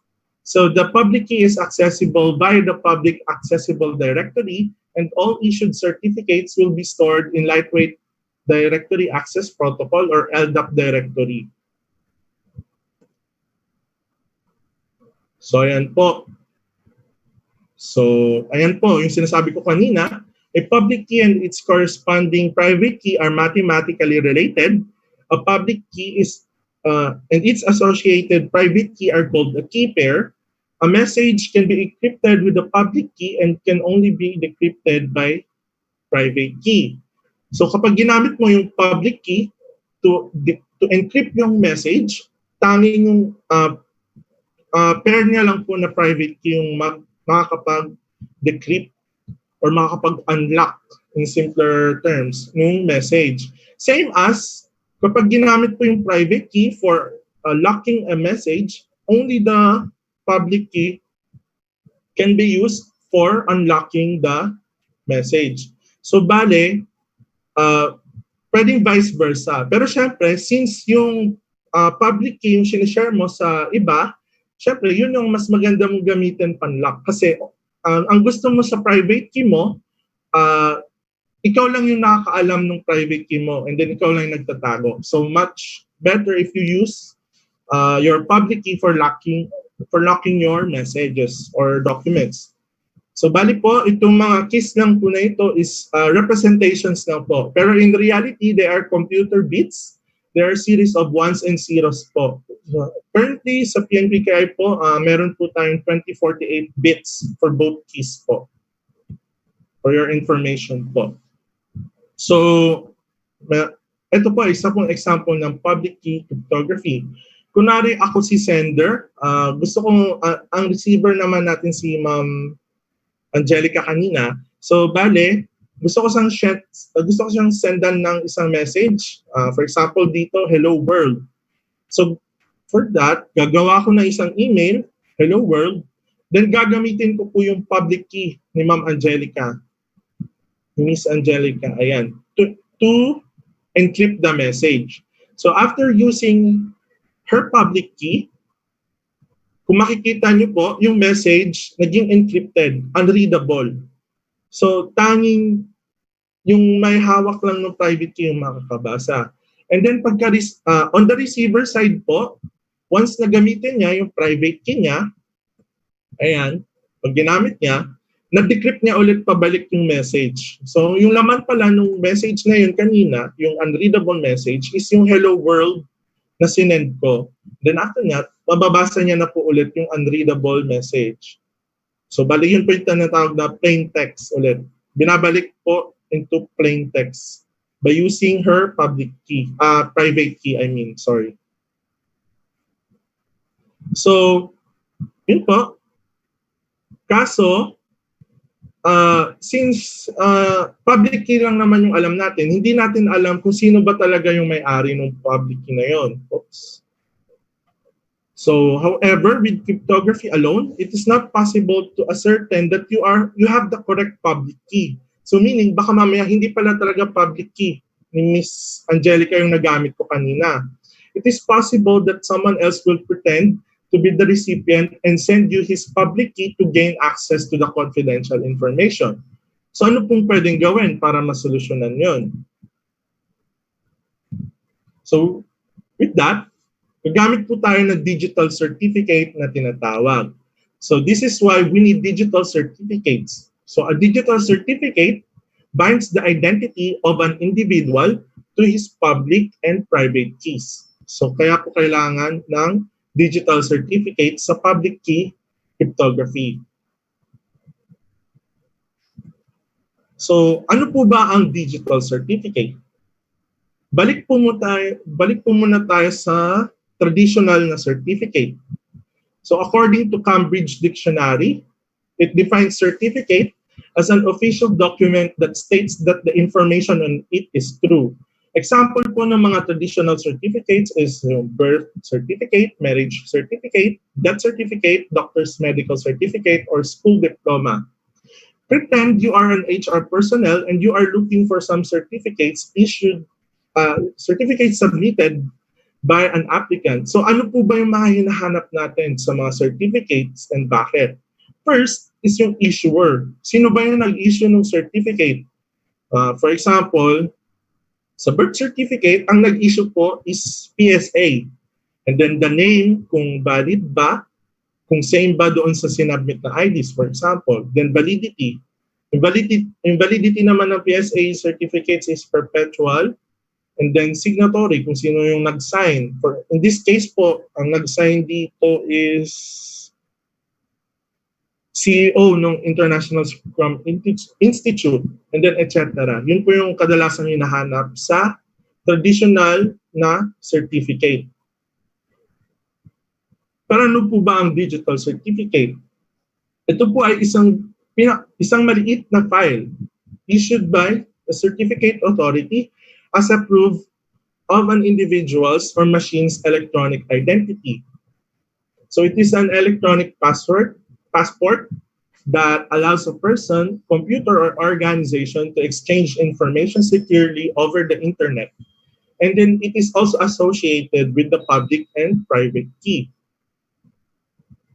So ito po yung mga digital certificates. Usually, yung file size lang po niyan is around 7 KB to 10 KB. Kilobytes po. So napakaliit lang po niyan kung i-compare. Pero yung maliit na file na yun, nakakatulong na po for identifying individuals. So ito po ay nagsiserve as electronic passport.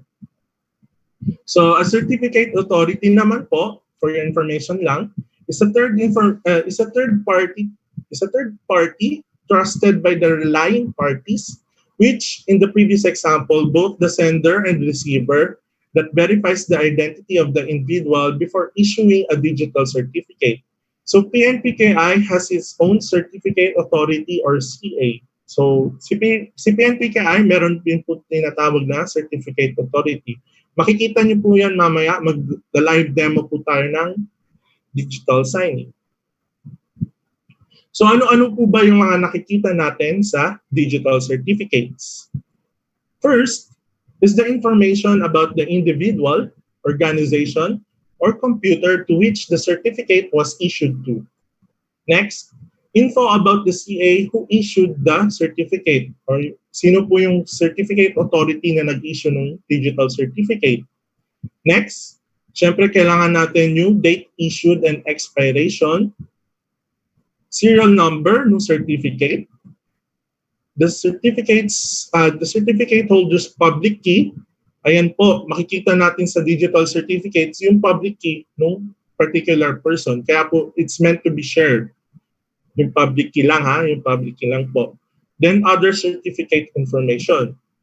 So just like a regular certificate, it is important to see who is the issuer of the digital certificate. This is because the issuer is vouching or betting for the information embedded in the certificate. We need to make sure that they didn't create the certificates themselves. Kasi meron po tayong mga tinatawag na self-signing certificates. Lahat po pwedeng gumawa ng self-signing certificates nila. Pero onti lang po yung mga certificate authorities na trusted po. So ito po yung example ng aking digital certificate. Kung makikita nyo po, issued to me. Then kung anong organization po and organizational unit ko po. Then makikita rin po yung serial number dito sa aking digital certificate. So ito issued by Gov Authentication CA, then organization DOST. Explain ko po mamaya kung bakit DOST yan. And then period of validity. So ang aking digital certificates is valid on March 12, 2019 hanggang March 11, 2021. So by the way po, pag mag-a-apply po kayo ng digital certificate sa PNPKI, ang validity po ng digital certificates issued by PNPKI 2 years po. Yun na po yung pinaka-maximum. And then, for your information din po, libre lang po mag-apply for digital certificates sa PNPKI. So, ano po ba yung mga types ng digital certificates? First is the individual certificate. Under the individual certificates, there are two types then. First is the authentication and signing.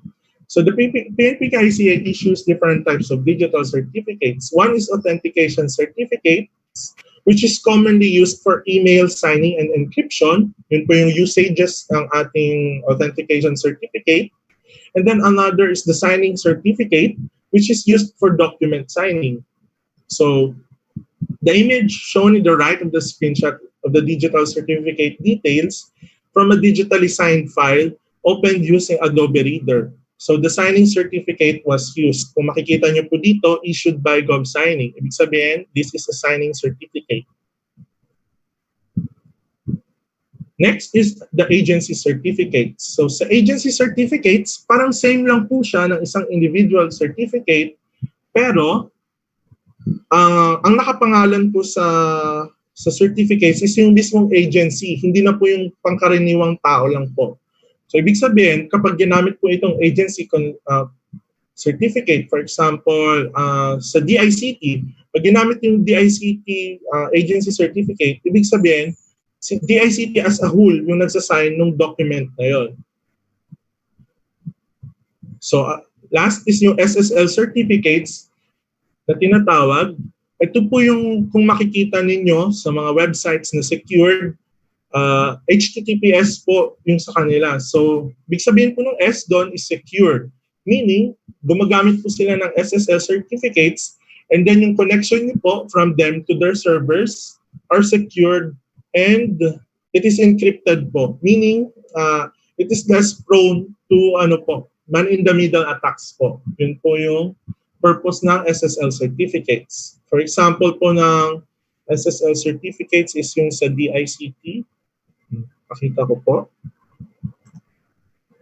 Oops. DICT.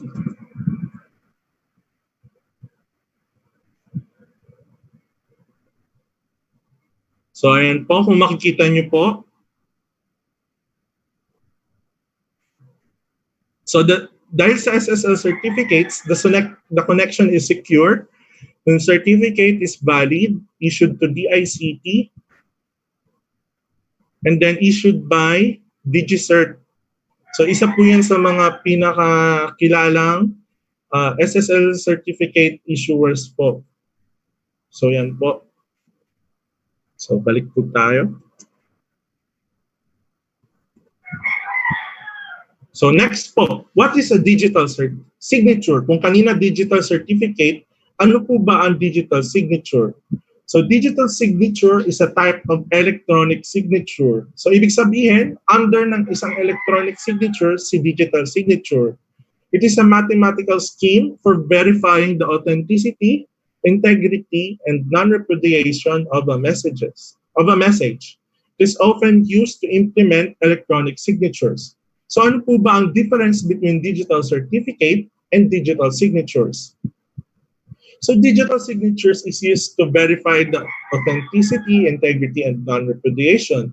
It assures that the message is sent by the known user and not modified, while digital certificate is used to verify the identity of the user, maybe the sender or the receiver. In other words po, digital certificates are used to verify the trustworthiness of a person or sender, while the digital signatures are used to verify the trustworthiness of the data being sent.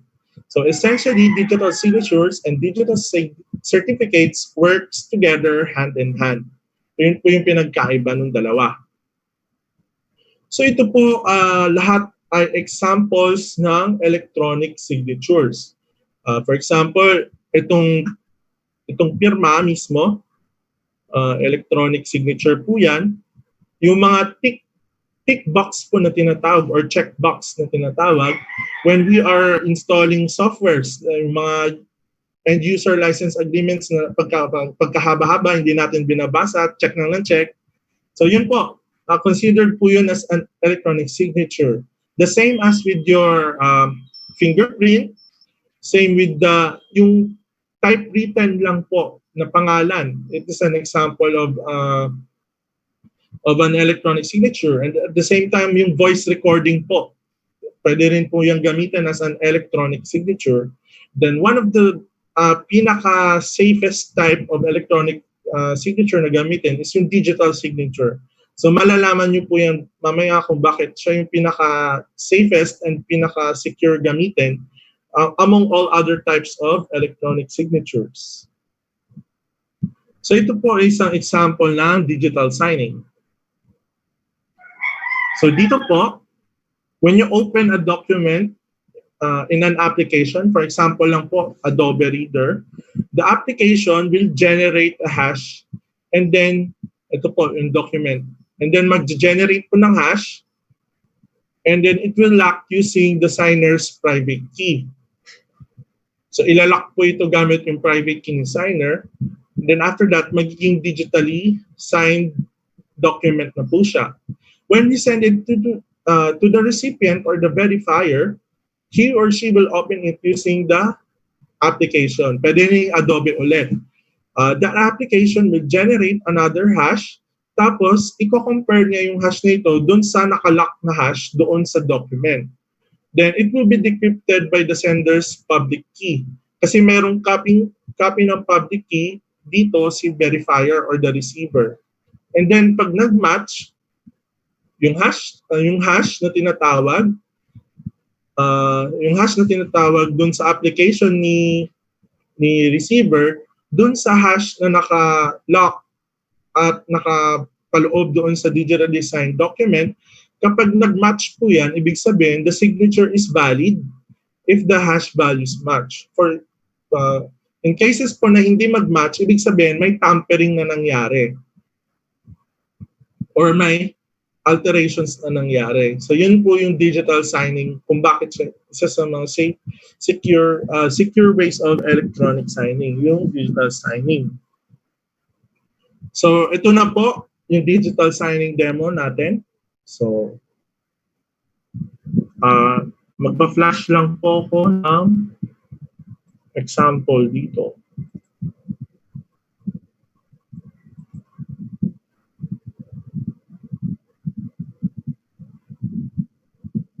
So here is an example of a digitally signed document po. So ito po ang isang example ng electronic signature. Kung makikita niyo po, scanned copy lang siya ng aking signature. Wala kang ibang pwedeng gawin dito, kundi tingnan lang. And then syempre, hindi mo naman malalaman kung ako nga ba talaga yung naglagay ng scanned picture ng aking firma. So, comparing it into the digital signature, ayan, makikita niyo po, digitally signed by me. Makikita rin po yung sign kung yung date kung kailan pinirma. And then kung kanina, walang nangyayari pag kiniklik yung aking scanned na signature, dito sa digitally signed signature, digital signature, it is clickable. So, ibig sabihin, may pwede kang gawin sa kanya. Makikita mo yung signature validation status, kung valid ba yung signature.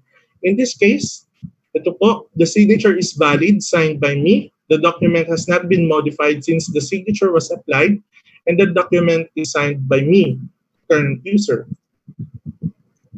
So, ayan po. Then, pwede nyo rin pong tingnan yung aking digital certificates.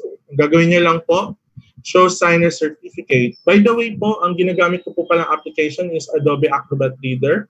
Yung free version lang po ng Adobe Acrobat Reader. So pwede po kayo mag-digitally sign using that po.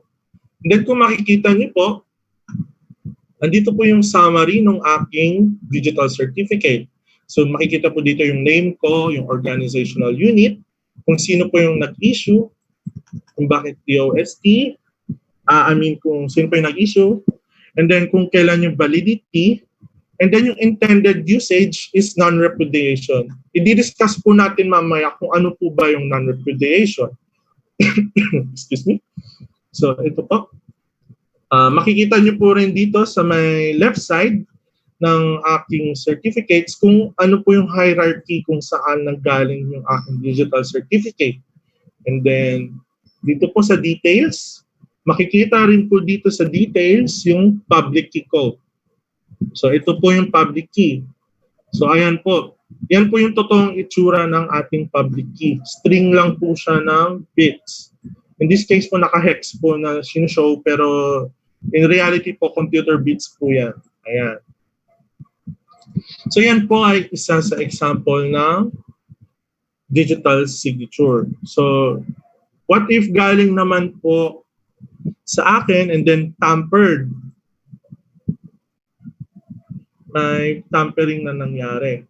Kung kanina, ang nakalabas po dito sa signature panel, signed and all signatures are valid, nung may tampering akong ginawa, in this case, nilagyan ko po ng isang malaking dot dito sa pinakababa. Ayan po. Nagbago na po yung status ng signature panel. At least one signature is invalid.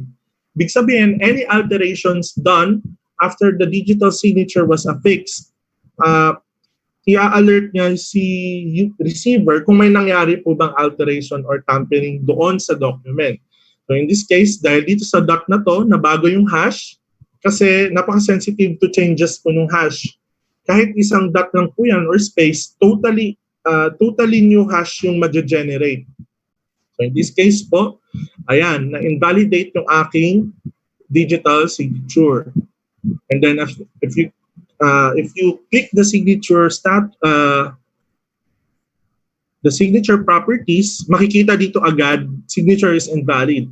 Siyempre, as a user, kung makatanggap po kayo ng isang document na may invalid na digital signature, siyempre, i-reject nyo na po agad yan. Kasi, ang ibig sabihin po niyan, na-alter po yan or na-tamper along its way to you. So, ibig sabihin, may naka-intercept nung file na yon bago mo ma-receive. So, syempre, i-reject mo yan and then i-verify mo doon sa sender mo.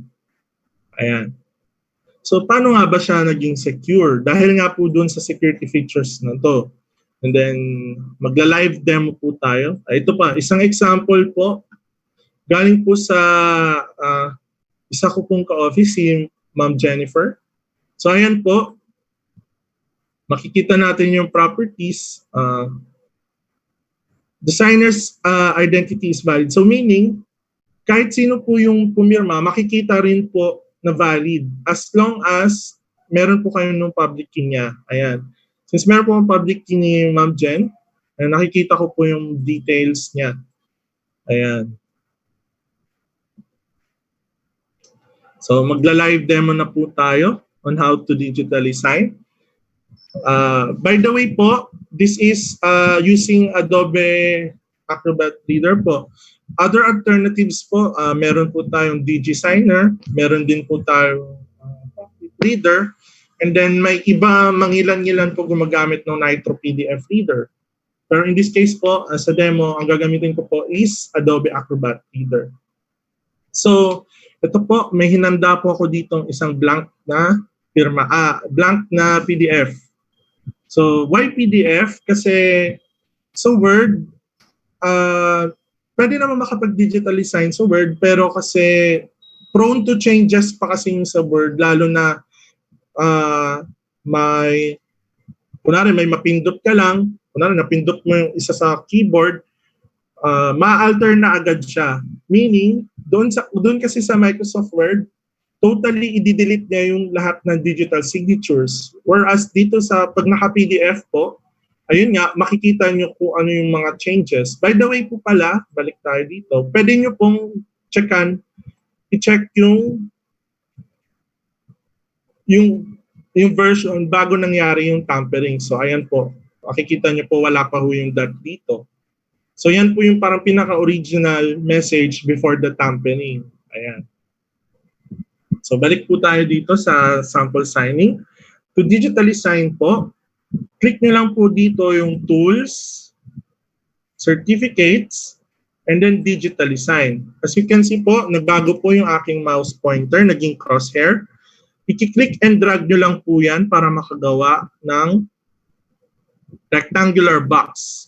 And it's always important when you are digitally signing, click nyo po parati yung digital certificate issued by GovSigning CA kasi yun po yung signing certificate natin. So click continue. So ganito po yung standard na appearance niya for the first time setup po. Pero since may nakahanda na po akong signature appearance, ganito po yung gagawin natin. Ayan.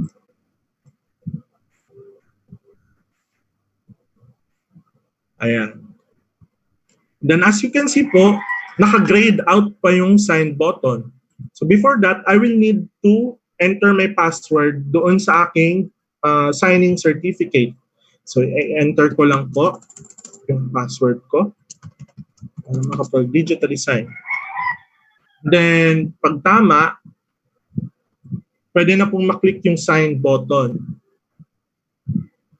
After that, may lalabas po na save file as.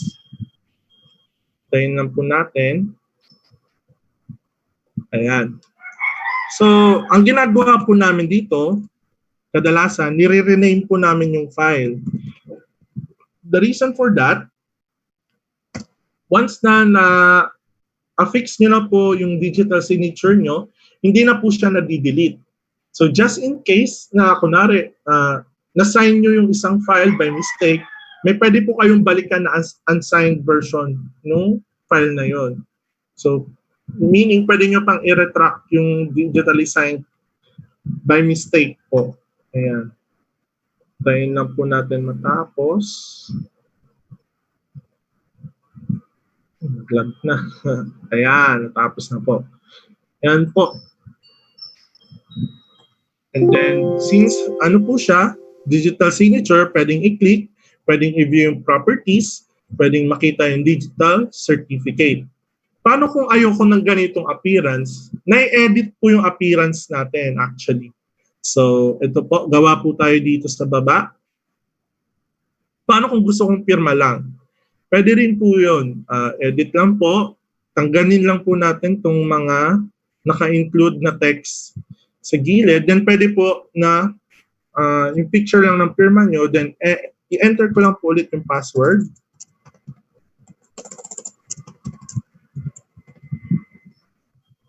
Ayan.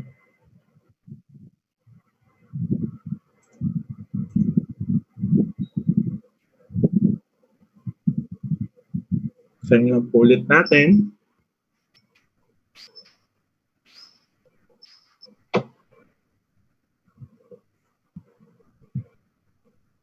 Ayan. And then, may nagtanong din po sa amin dati, paano kung initial lang yung gusto kong ilagay? Siyempre, iba yung itsura ng mga initials natin as compared to the original signature. Pwede rin po yun. So, ganun lang din po ulit, digitally sign.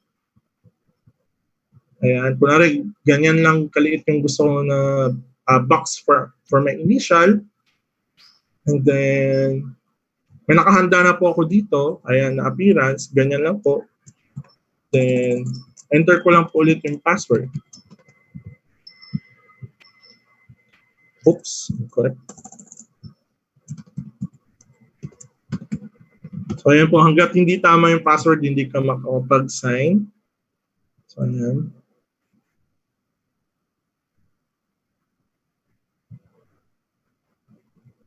Tayo lang po ulit natin matapos.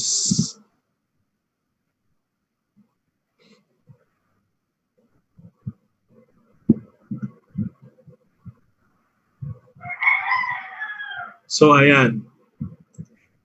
So, as you can see, lahat po ng versions ng aking firma pwedeng i-click. Ayan. And then, pwede nyo rin i-view yung certificates kahit alin man dyan. Ibig sabihin, lahat po ito ay digital signatures. Makikita nyo rin po, meron po tinatawag na timestamp dito na naka-embed. So, ibig sabihin po, yung oras na ginagamit dito is from an authoritative timestamp.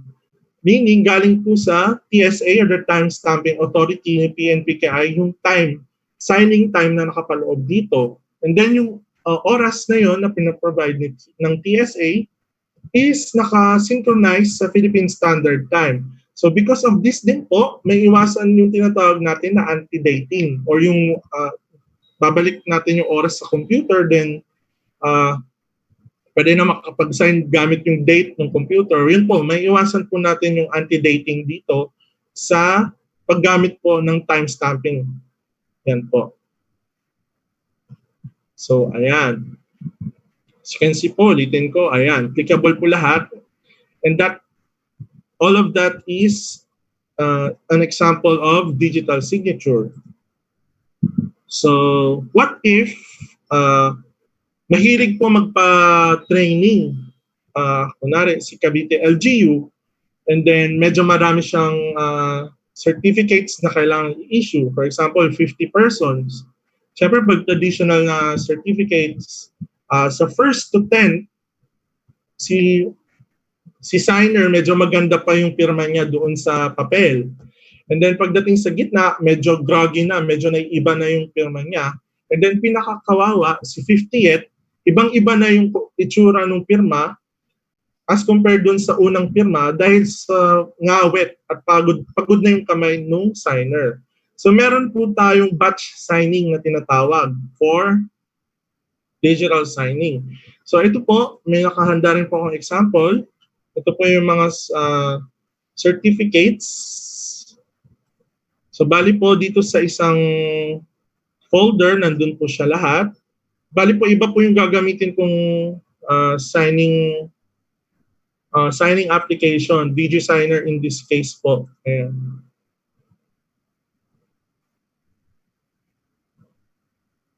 So wait lang po natin.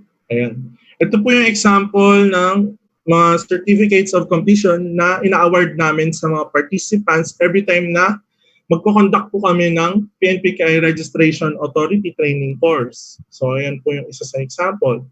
And then, for example, magsasign po ako on behalf of our Division Chief, si Engineer Ariel Rodriguez po. Kunwari po ako magsasign on his behalf. Gagawin lang po natin magsasign document and then create lang din po ulit ng black box. Click and drag. By the way po, before batch signing, dapat po pala i-consider muna na same yung placement nung isang same yung placement ng signature para sa lahat ng files, and at the same time, same din po yung orientation. For example, dito sa example ko, landscape, lahat po ng files na kasama niya doon sa folder, naka-landscape po. And then, kasi po kapag kunwari, yung unang file is naka-landscape, and then kung ano, yung pangalawang file naka-portrait, kung ano po yung position kasi doon sa landscape file, yun din po yung parang mata-transfer na position niya doon sa portrait file. So as much as possible, same orientation po for all the files. And then last, dapat po nakalagay sa isang folder lahat ng gusto niyo pong i-batch sign. The reason for that is this. So ayan po. Create lang po ulit ako ng box. And then, always remember to select the Gov signing certificate or yung signing certificate po natin. So, i-enter ko lang po ulit yung password ko. Mali. Di pala. Since we are batch signing, pupunta po pala tayo dito sa batch signing na tab. So the reason kung bakit kailangan nasa iisang folder lahat ng files na gusto mong i-batch sign, kasi nanghihingi po siya ng input directory. So meaning, manghihingi po siya ng isang folder, tapos lahat po ng nandun sa folder na yon yung iba-batch sign niya. You also have the option to create an output directory. In this case po, ito po, gumawa po ko ng output directory ng pangalan is search sample sign. As you can see po dito sa aking demo folder, wala pa po yung search sample sign. Pero after po nito, makikita nyo po mamaya magkakaroon ng folder na yon. And then, meron din po tayong option to save signed files with suffix. In this case po, lalagyan ko po lahat ng signed files with a suffix na sign. Yan po. Then, after ma-configure nyo po yung mga settings na to, pwede nyo na po i-click yung batch sign. And then, ayan po, before makapag-sign, tinatanong niya po parate yung aking password. So, as much as possible po, kayo lang po dapat nakakaalam din yung password kasi yun po yung password na yun, yung nag-a-access sa inyong private key. So, ayan po, kung makikita nyo, yung 25 files, mabilis niya lang po binabatch sign. In a matter of few seconds lang po, ayan, makikita nyo po dito, successfully signed 25 files. So, tingnan natin. Ayan, kanina wala tong folder na to. Ngayon, after batch signing, nagkaroon na tayo ng search sample sign. Then, i-check natin yung first, yung bandang gitna, and then yung last file. Kung lahat ba talaga ay na-sign.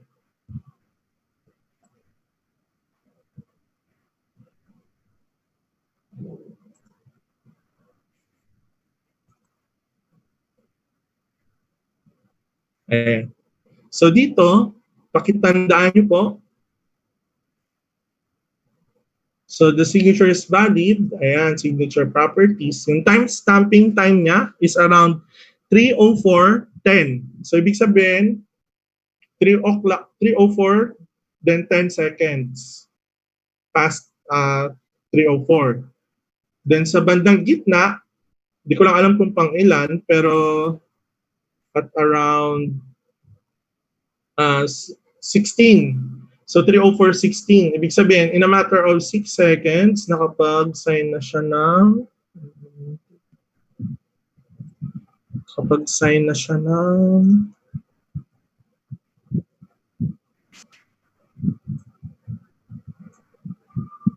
16 files. So ito yung pinakahuli. Check natin yung time. Ayan. 3:04:19. So yung sa pinaka-first, 3:04:10. Yung pinaka-last, 3:04:19. So in a matter of 9 seconds lang, napirmahan niya na lahat ng 25 files na nandoon sa folder. So ibig sabihin, kung mahilig po mag-conduct ng trainings yung inyong office, pwede niyo pong gamitin itong batch signing for the certificates of completion or appearance, kung anumang certificate po yan. As long as tatanggapin po siya ng mga participants nyo. So ito na po yung mga ini-issue namin na certificates for our registration authority training po. So ayan, that ends the demonstration po. I hope sana na-appreciate nyo siya more. Then let's proceed po with our presentation. So ito. So what is PKI used for? So PKI provides mechanism for trusted online relationships by ensuring security of digital data and transactions by providing the following. So authentication, confidentiality, integrity, and non-repudiation. So i-discuss po natin yan isa-isa kung paano nga ba siya nakakatulong in every aspects. So ito po. So authentication, by generating digital signatures, digital certificates can be used to authenticate and verify documents. This way, it fosters trust in relying parties and discourages falsification of credentials. So yan po nakakatulong sa authentication ang digital signing or ang PKI. Next is the confidentiality. So confidentiality is the state of keeping or being kept secret or private. By allowing encryption of information using the concept of key pairs, information can be confidential during the transmission and even when kept in storage. Since you only have the copy of your private key, only you should be able to reveal the messages locked using your public key. This is why it is important that a subscriber should be responsible in securing his private key. So next, integrity.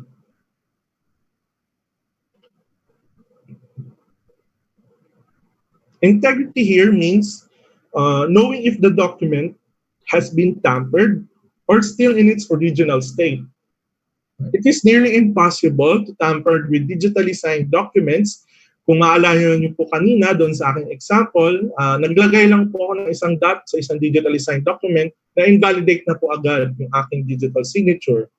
So changes the digitally signed document, remove the digital signature, or meron in our case kanina, magpapakita po siya ng warning na alterations has been performed. So when you sign a document, you are actually using your private key to encrypt or lock a hash of the document generating at the time of signing. Hashes are sensitive to changes in data. If you add or remove a single character in the document, the hash will be totally different. When you send the signed document to the recipient's computer or application will automatically unlock the hash using the public key embedded in the digital signature. Then it will compare the hash to the hash of the document received. This way, we will know if the document has been tampered or not. If the document is tampered, it will invalidate the signature. So yun po yung case kanina. So ito na po yung non-repudiation na tinatawag. So non-repudiation is the assurance that someone cannot deny something. Ibig sabihin, hindi mo may tatanggi na hindi ikaw yung nagpirma nun. Typically, non-repudiation refers to the ability to ensure that a party to a contract or a communication cannot deny the authenticity of their signature on a document or the sending of a message that they originated. Since your identity is authenticated using digital certificates and you can't deny that you produced the digital signature because only you should have a copy of your private key, PKI allows for non-repudiation. This allows digitally signed documents to be used as electronic evidence. So yun po yung mga cases ng iba sa pinapasuyo nila sa secretary nila. Di nila alam, secretary pala nila may ibang pinirmahan. So yun nga po, since may non-repudiation attributes ang PKI, hindi mo maitatanggi na hindi ikaw yung pumirma kahit yung secretary mo talaga yung pumirma kasi sa'yo nakapangalan yung inyong digital certificates and then yung pag-secure ng storage ng inyong private key is your sole responsibility. So nasa sayo na yun kung gusto mo bang pagkatiwalaan yung ibang tao doon sa inyong digital certificates and public and private key. So, ayan. So ito na po, next section, the legal basis for e-signatures. So for the Electronic Commerce Act of 2000 or RA 8792, for the Section 7 or legal recognition of electronic documents shall have the legal effect, validity, or enforceability as any other documents or legal writing. For evidentiary purposes, an electronic document shall be the functional equivalent of a written document under existing laws. So, ibig sabihin, ang isang electronic document ay katumbas ng isang hard copy na document. Pag yun yung ginamit.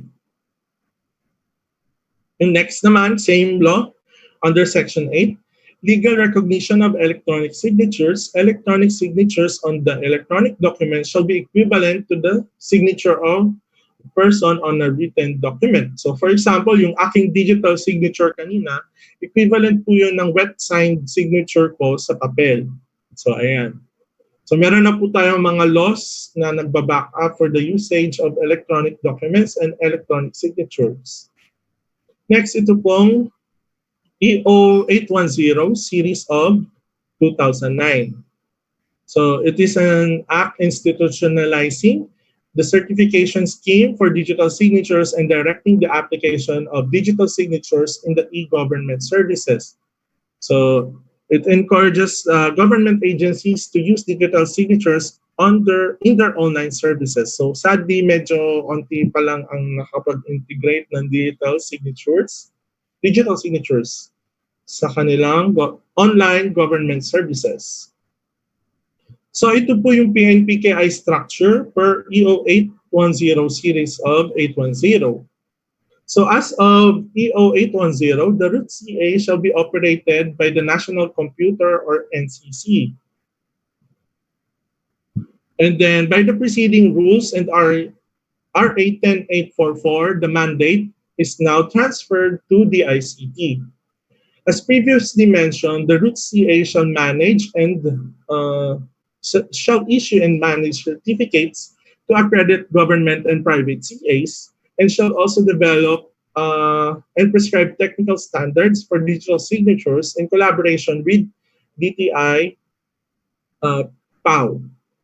So under the root CA, so yun po yung kanina, yung sa pinakatuktok ng hierarchy, kung makikita nyo po yung root CA. And then under the root CAs are the CAs for the public and private sector. So ito po yung the CA for the public sector, yung government CA. Kung kanina, yung signature ko, then yung gov signing CA, and then yung gov CA, and then yung pinakalas yung root CA. So yun po yung purpose nung hierarchy na yon. It is mandated by EO 810. So yung root CA po natin, NCC, now the ICT is likewise designated to operate the government CA. So both root CA and government CA currently ang nag-handle is the ICT. So meanwhile, at the moment, wala pa pong accredited na CA for the private sector operating under PNPKI root CA. So bali lahat ng mga commercial CAs dito sa Philippines ay hindi po under ng root CA. Kasi wala pa pong nagpapa-accredit. Oops. Under the government CA, meron po tayong Government Registration Authority. The GovRA shall verify users' identities and register the user information. In EO 810, the identified RAs are the government agencies and instrumentalities providing e-government services to its clients, such as SSS, GSIS, PAG-EB, medyo na-konyo yung namin kanina. And then, however, at the moment, the DICT is also acting as the GovRA. So bali po, si DICT ay nag-act as the root CA, the government CA, and the registration authority. So the government CA shall issue government certificates for government entities and even private entities with transactions with the government. So meron din po tayo dito, Supreme Court Rule, Rules on Electronic Evidence, Rule 6 Section 1, an electronic signature or a digital signature authenticated in the manner prescribed hereunder is admissible in evidence as the functional equivalent of the signature of a person on a written document. Ang ibig sabihin na po niyan, katulad ng kanina, katumbas po ng isang electronic signature or digital signature, yung wet signature ng isang tao. Yan lang po yun. And then ito po, isa sa pinaka-latest last year po, on July 17, 2019, GPPB released, or the Government Procurement and Policy Board, released Resolution 16-2019, which allows the use of digital signature in procurement-related documents. So dito po sa resolution na to, nakapaloob kung ano yung mga procurement-related documents na pwedeng paggamitan ng ng digital signatures. And then last April 21, itong COA Circular 2020-009, hindi pa po ito yung COA memorandum na approve talaga sa usage ng digital signatures sa mga COA reports. So the most recent issuance ng COA nga is this 2020-009, released April 2021, April 21, 2020, which promotes the use of PNPKI for authenticity and integrity of reports. So dito po, ano lang po siya, it is just a temporary relaxation lang po on recording and reporting all donations received by agency as for the COVID response po. Pero it is a start na nare-recognize na po ni COA yung need to use PNPKI digital certificates. So, bali po, ang pinaka-hinihintay na lang po talaga natin is yung go signal from COA na mag-accept ng mga digital signatures with using digital certificates from PNPKI. So, bali si GPPB umokay na for some procurement-related documents. We're waiting na lang po for COA. And hopefully, sana this year, may ma-release po sila about that. So, punta naman po tayo sa traditional workflows. So, sa traditional workflows, first, we create the document. After creating the document, ginagawa po natin, usually piniprint, next, sinasign, next, in-scan, at saka pa lang isi-share. Pero may cases na kunwari may napansin si boss, ayaw niya muna pirmahan, may revision, babalik ka na naman sa create, then ipiprint mo naman, then may nakita ulit mali, create ulit, print. Umiikot po dito sa tatlong to. Ayan. So, meaning, maraming nasasayang na papel for that. Pero kung dito naman sa paperless or much correct term, less paper workflows kasi hindi naman po may iwasan na gumamit ng papel para sa mga documents sa government. So ayan, create, sign, and then share. So kung makikita niyo po, nabawasan ng 2 steps from the traditional workflows. Hindi na po tayo nag-print, hindi rin na po tayo nag-scan. And then if ever man may revisions na kailangan gawin, babalik lang po tayo sa create and hindi na po natin kailangan i-print kasi pwede naman pong i-digital design. So, ano pong mas gusto nyo? Yung ano po ba, yung traditional workflow or the less paper workflows? So, syempre, as much as possible, punta ho tayo dito sa less paper workflows. So, using PKI has financial benefits. So, ito yun. So, aside from the paper, it also reduces the cost of ink, printer time, transportation, delays, physical storage, fraud, and tampering, and even loss of reputation due to security leaks and breaches. PNPKI helps secure the information assets of individuals and organizations. So ito po yung mga active users ng PNPKI. First is the SEC through their Memorandum Circular Number 12, Series of 2017. This is for their SEC brokers or mga dealers in securities. They are requiring their brokers to submit their RBCA reports or the risk-based capital adequacy reports online. So ibig sabihin, dati, itong RBCA reports na to, bi-monthly pinapasa, twice a month pinapasa, and then pupunta pa sila sa office ni SEC. Pero since these memorandum circulars, hindi na po required yung mga SEC brokers to go to SEC physically just to submit their RBCA. Pwede na po nilang i-email yung kanilang RBCA for that. And then syempre, this is good for both SEC kasi itong mga RBCA na to, itong mga RBCA na to is makakapal. So, syempre na bawasan yung kanilang storage because of this. And then syempre, sa part naman ng mga SEC brokers, nabawasan na yung hassle sa pagpunta sa SEC office. So, yun po isa sa mga nagbe-benefit po talaga by using PNPKI. Next is the City Archives and Records Office. They're the first LGU to apply as GovRA. Bali po, dati po yung auditor nila doon, hindi po tumatanggap ng mga digitally signed reports. Pero since meron pong ginawa yung kanilang LGU office na automated na yung paghahanap ng pangalan ng signatory, and then i-click na lang yung sign, hindi na tumatanggap yung auditor na yon ng physical. Kailangan naka-digital document na siya.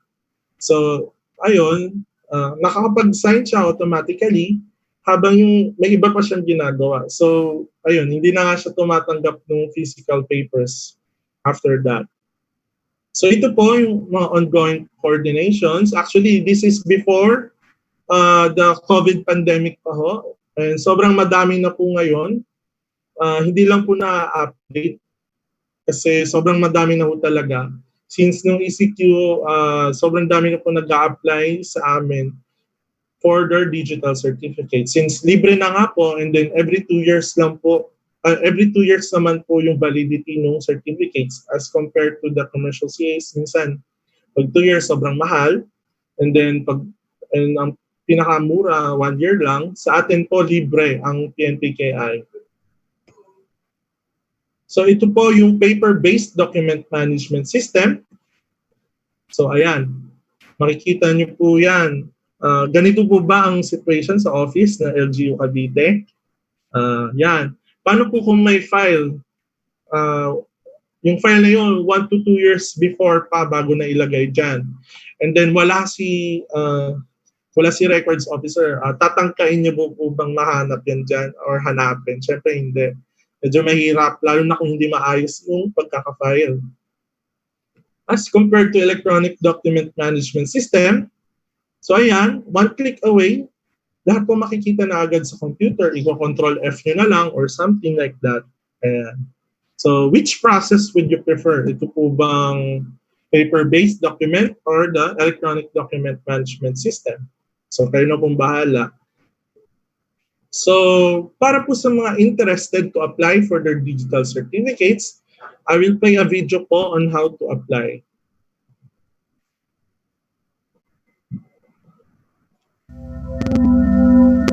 Philippine National PKI.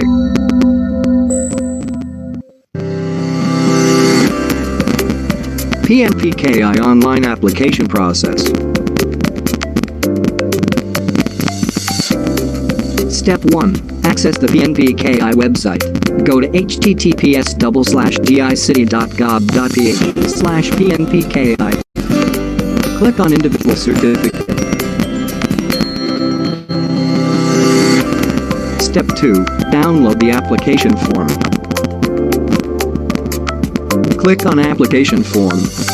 Note that this page also shows the list of requirements. Step 3. Fill out the application form. Open the application form using a PDF reader like Adobe or Foxit. Fill out all the required information in the form. Step 4. Fill out the declaration page. Fill out the date, place, and name of applicant in page 2. It will automatically fill out page 4. Once complete, save the file as PDF.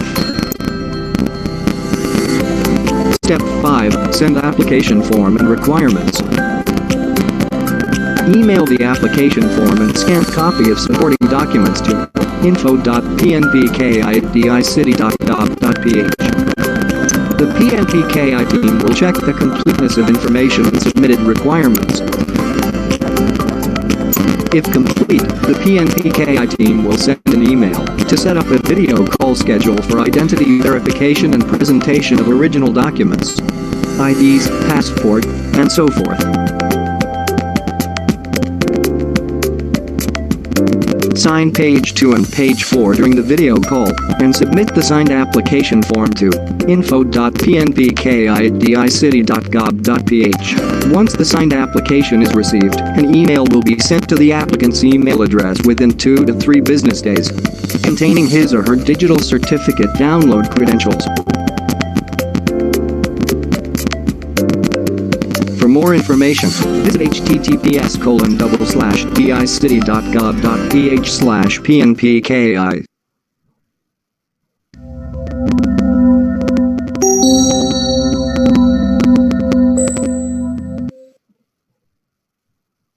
So, bali po, dun sa video kanina, info.pnpki at dict.gov.ph po, para po yun sa central or sa NCR applicants po. If you are in regions 1, 2, and CAR, you can submit your applications or your inquiries to lc1.support.pnpki@dict.gov.ph. For regions 3 and 4A, dito po yung Cavite, you can submit your applications or inquiries to lc2.support.pnpki@dict.gov.ph. When you are in region 4B and 5, you can submit your applications to lc3.support.pnpki@dict.gov.ph. If you are in region 6, you can send your application forms to bc1.support.pnpki@dict.gov.ph. For region 7 and 8, bc2.support.pnpki@dict.gov.ph. For region 9 and ARMM, except Maguindanao and Lanao del Sur, you can submit to mc1.support.pnpki@dict.gov.ph. For regions 10 and 13, you can submit to mc2.support.pnpki@dict.gov.ph. And then for regions 11, 12, Maguindanao and Lanao del Sur, you can submit your applications to mc3.support.pnpki@dict.gov.ph. So that ends my presentation po. For more information, you can visit our website, dict.gov.ph/pnpki. If you are in Central po, you can email us at info.pnpki@dict. As for our contact numbers po, currently wala pong makakasagot kasi po lahat po kami sa central offices naka-work from homes. So bali po kapag may sumagot po dyan, baka po ghost employee po. Kabahan na po kayo pag may sumagot po dyan. So yun po, maraming salamat po sa pakikinig sa aking presentation. Okay, Engineer Lawrence, thank you very much po. Na-educate po tayong lahat. Now, we will go ahead and take some time for question and answer po natin together with Ma'am Angelica Minyoro po. So, medyo marami po yung question natin, Ms. Angelica and Engineer Lawrence. Wait lang po ha.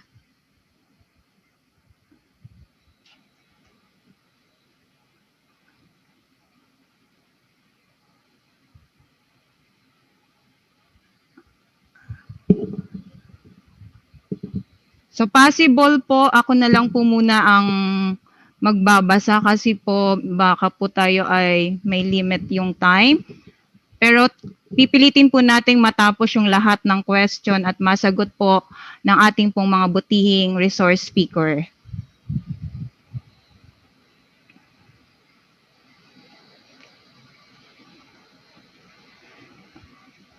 Okay po. Para po kay Ma'am Angelica, galing po kay Sir John Everson Samson. Clear naman, Ma'am Angelica? Ito po yung isang question. I just want to ask lang po, how safe is private browsing or using ignition po?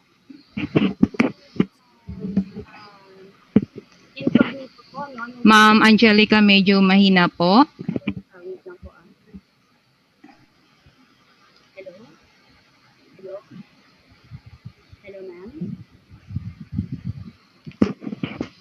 Ma'am? Audio niyo po, ma'am. Opo, hello ma'am. Hello? Hello? Mahina pa rin, ma'am. Oh, okay.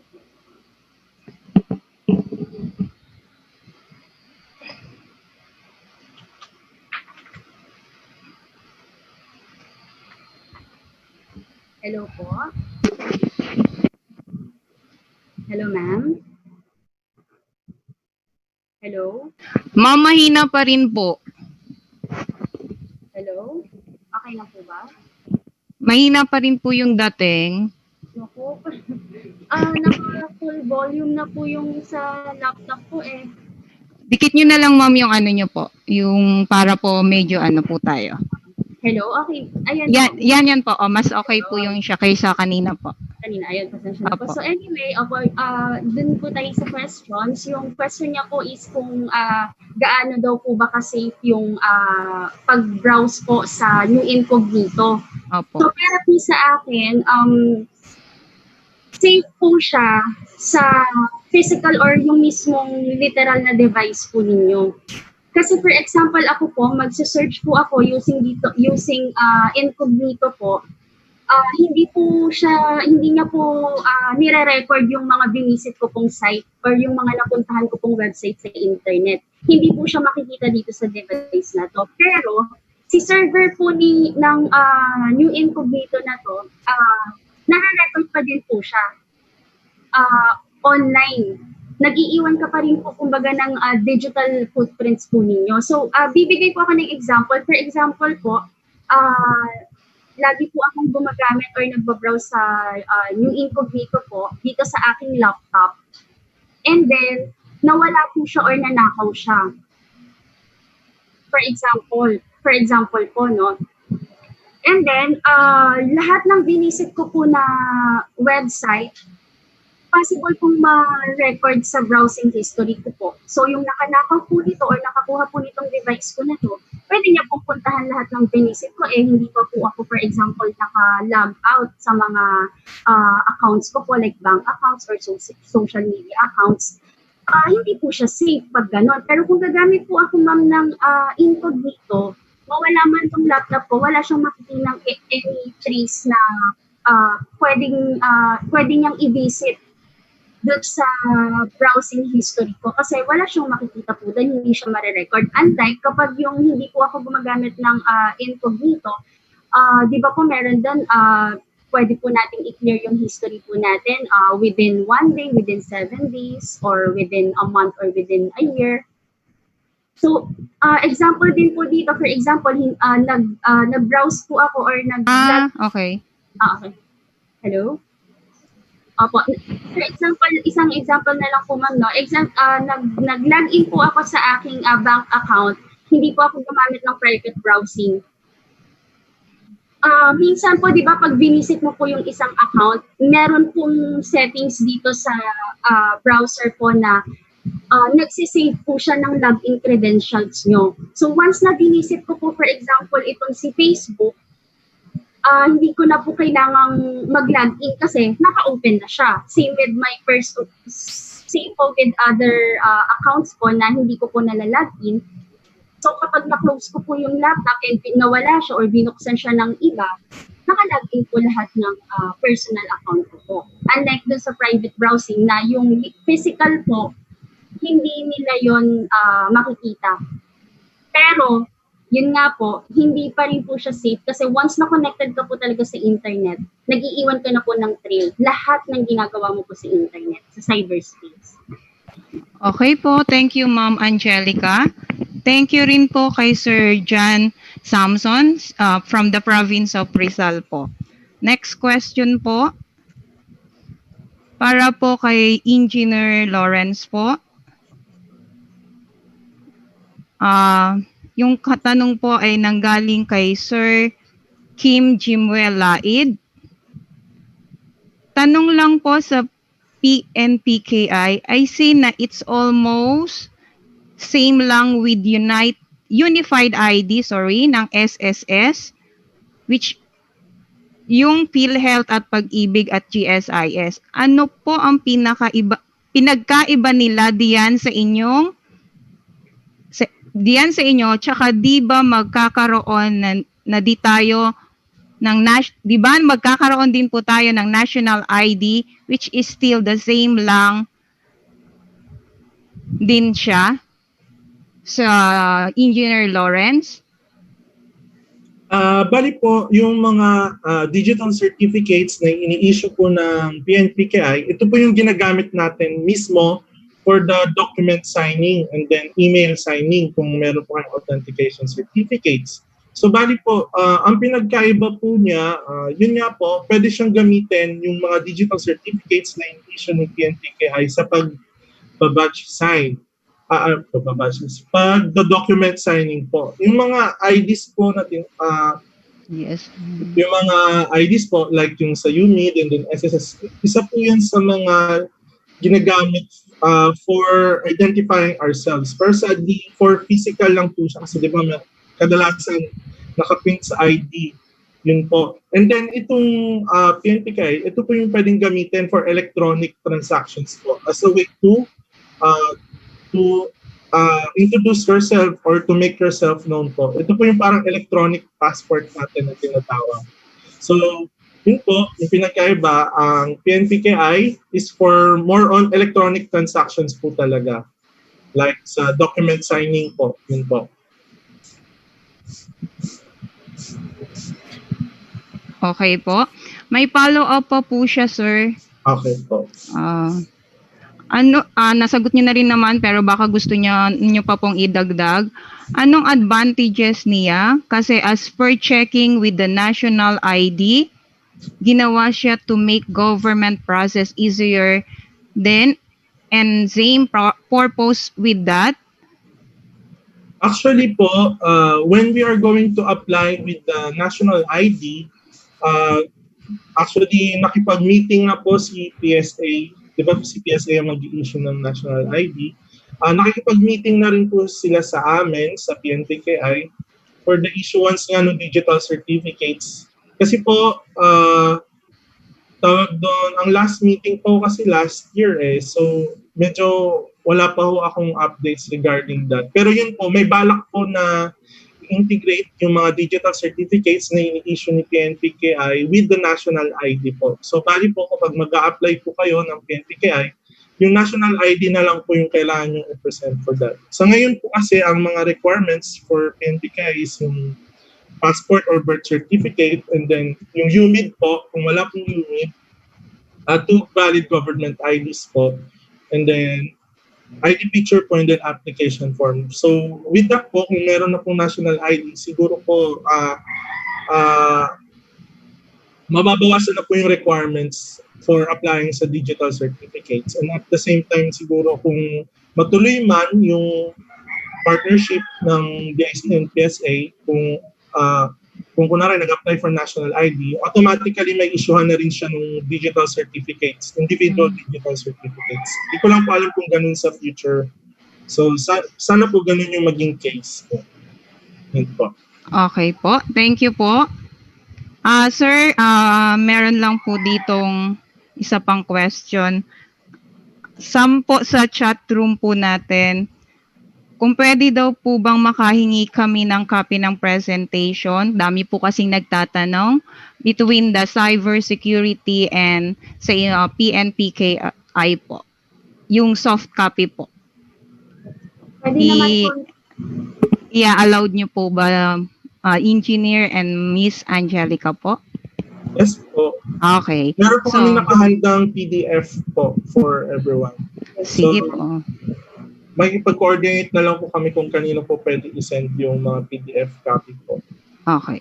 So, lahat po ng participants po ngayon, so makaka-receive po ng PDF copy po mula po sa Cybersecurity and PNPKI topic po natin. Salamat po, Engineer and Miss Angelica.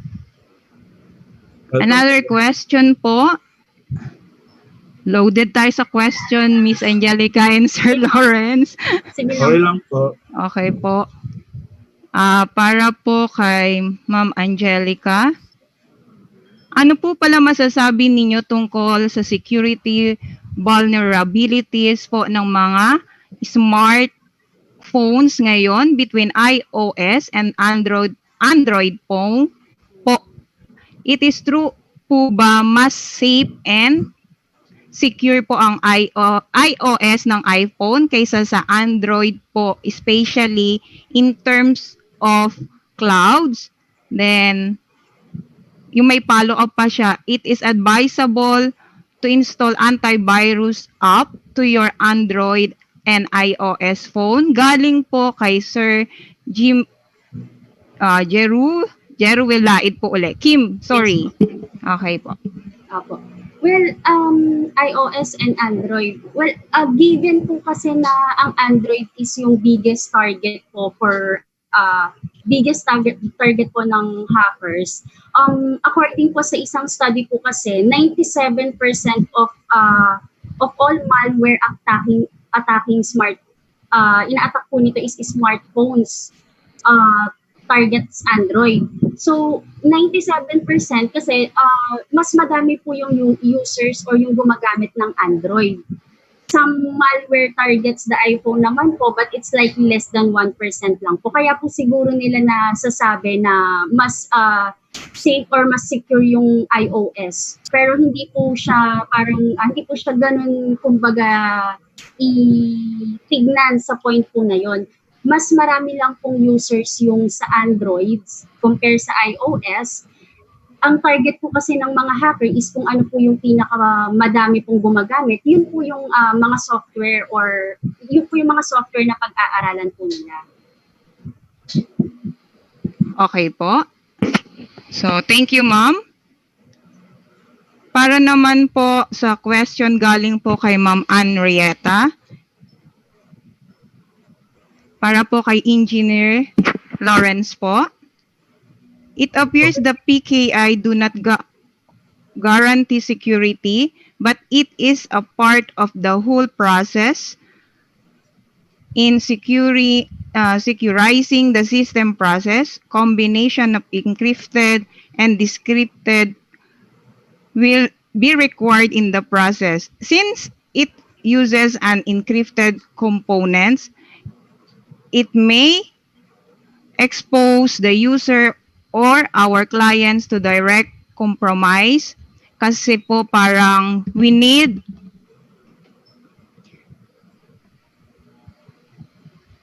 to invest time and infrastructure.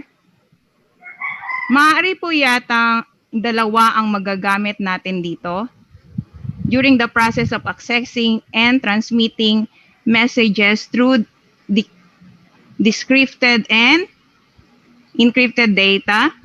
Kung sisimulan sa atin sa provincial, intra pa lang billion na po. Okay?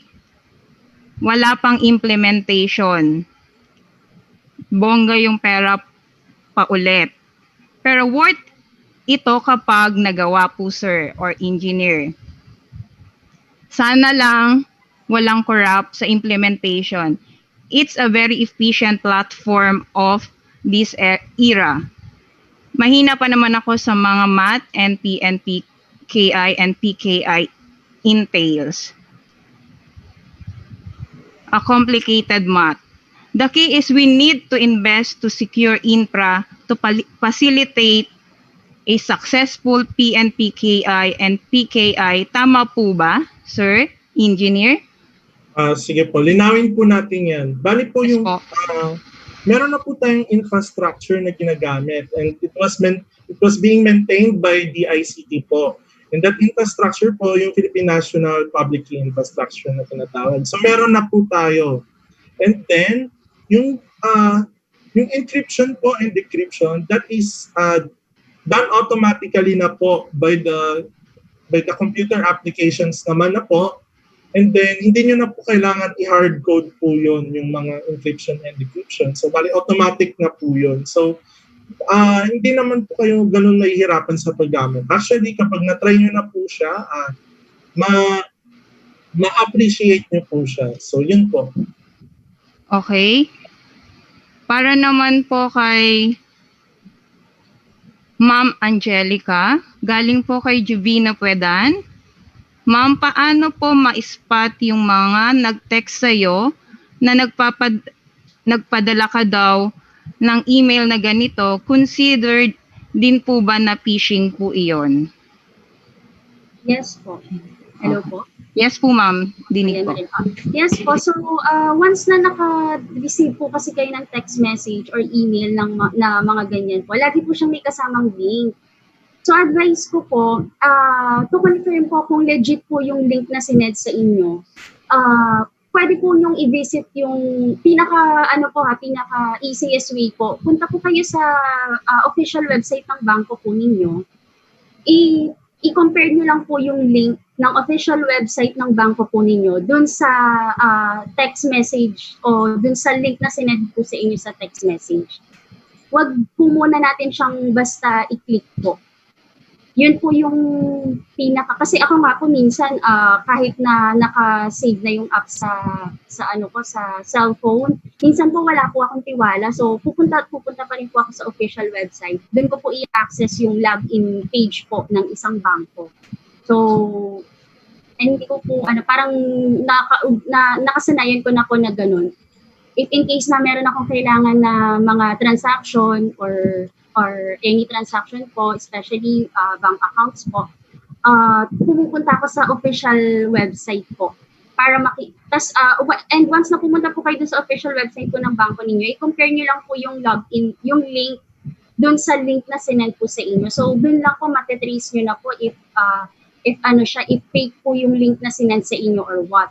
Another one po is kung same lang po halos yung name ng link. Kasi in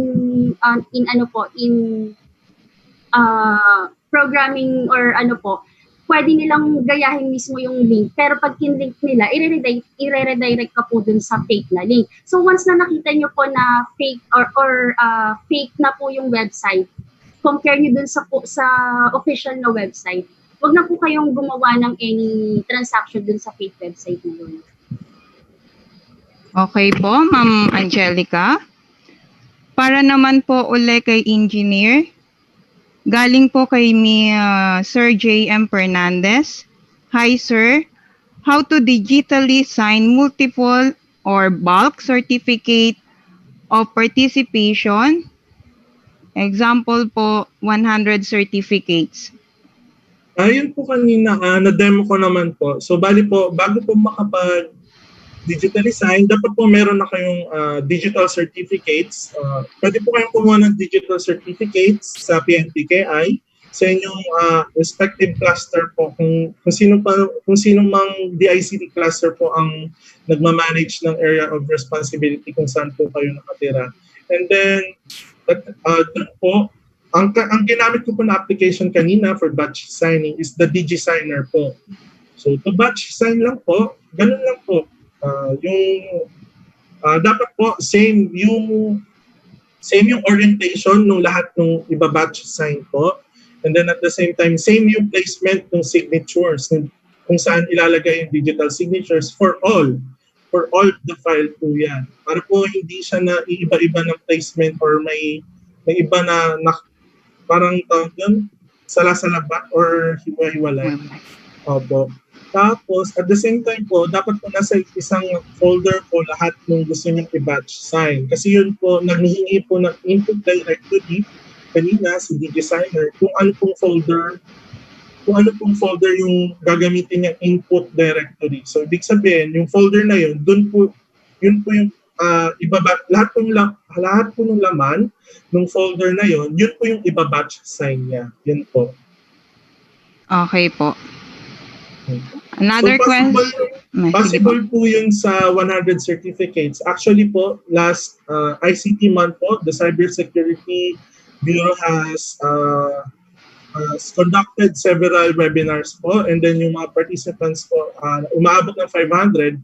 Yun po yung ginagamit ng aming director for batch signing po, yung mga certificates of completion, attendance, or participation for that webinars po. So possible po na makapag-batch sign with that po. Yun po. Thank you po, Engineer. Another po, para uli po sa inyo, galing po kay Ma'am Malia Dumantay. Digital cert po ang ini-issue ngayon sa mga training and webinar. With QR codes, pwede po ba ito ang ipakita sa pag-renew ng license po? Ngayon? Sa akin din po yan, no? Opo. Bali po, bali po, opo, pwede naman po. As long as tatanggapin nung relying party, for in that case po kayo, na yung certificate niya is digitally signed, and at the same time, yung pag-a-applyan nyo ng renewal, kung tatanggapin ba nila. Kadalasan po, yun po talaga ang isa sa constraints for using this technology po, yung acceptability ng mga gagamit po. Kahit po back-up siya ng laws, like yung e-commerce act, yung EO 810, marami pa rin pong tumatanggi kahit naman po na legally acceptable naman po yung mga ganung documents. So, sana po, as much as possible, pwede naman po as long as i-accept po siya nung yun nga lang. Nung pag-renewan po. Opo, ganun po. Ganun po yung nagiging case. Yun po yung isa sa mga hindrance in electronic documents and electronic signatures po. Yun po. Thank you, Engineer. Para naman po kay Miss Angelica, galing kay Kim Laid po. Totoo po ba na mas madaling ma-hack ang Windows OS compare po sa Linux like Ubuntu? Okay po. So, same with Android and iOS lang po. So, yes po, totoo po. Kasi ang Windows OS po is pinakamaraming gumagamit. So, katulad nga po nung sinabi ko, ang mga cyber criminals po or ang mga hackers po, mas pinag-aaralan po nila, minamaster po nila yung mga yan, kung ano po yung kung ano po yung isang OS na mas madaming gumagamit po. Yun po yung pag-aaralan po nila. Same with Android and iOS po na question po kanina. Okay po. Thank you, Ma'am Angela. Meron po rito galing kay Ma'am Nikki Nicodemos to DICT po. What do you do to prevent these types of attacks here in the Philippines? Do you perform any specific programs? Meron po ba, sir? Under ng DICT po? Hello? Hello po? Yes po. Sa akin po yan, ma'am, no? Okay po. Ma'am Angelica po. Opo. Yes, Opo. We have issued cybersecurity policies po for critical infrastructures and sa mga government agencies po for them to follow so they won't fall victim to cyber attacks po. So we issue cybersecurity advisories naman po, bulletins to inform this citizens naman po on cyber threats so they can protect themselves po. Ano po kami ng mga cybersecurity advisories po. Thank you, Ma'am Angelica. Para naman po kay Engineer Lawrence from JC Santa Lizis. Sir, I applied for digital certificate just this week. Unfortunately, I don't have the original IDs with me since I am currently on work from home arrangement and my IDs are left in the office. May I ask if I can still apply for the said certificate? Thank you po. Yun yung concern niya po. Okay. Actually, meron din naman po kaming case na na-encounter na iiwanan sa office yung mga IDs. Ang pinapagawa na lang po namin is pinagpapasa na lang po namin ng promissory note. As long as meron po kaming copy nung digital copy po ng mga IDs ninyo, and then mag-provide na lang po kayo na promissory note na i-represent nyo po siya ulit. Okay? So ibig sabihin, hindi ibig sabihin na nakapagbigay kayo ng promissory note na hindi nyo ma-represent yung mga IDs na yun, kailangan naka-indicate din dun sa promissory note po na i-represent nyo in the future yung mga IDs na naiwanan po sa office as long as maging available po or makuha nyo po yung IDs na yun. So bali po, may mga experiences po kami sa central office. Yun nga po, naiwanan nila yung mga IDs nila. Ginagawa po namin, hiningaan po namin sila ng promissory note. And then at a later date po, kahit po na-approve na yung application nila and then may kulang pa silang requirement, at the later date po, once na naging available po yung kanilang leasing requirements, yun po, nagko-conduct po ulit kami nung video call po para ma-verify po yung mga missing IDs po na hindi na ipasa. Yun po. Okay po. Promissory note na lang po. Opo. Okay. Again, sir, para po uli sa inyo, engineer, mula po kay June Ray, paano ang tulong ng PNPKI sa election process ng Pilipinas? May idea po ba kayo, sir, or engineer? Actually, medyo mahirap po yan.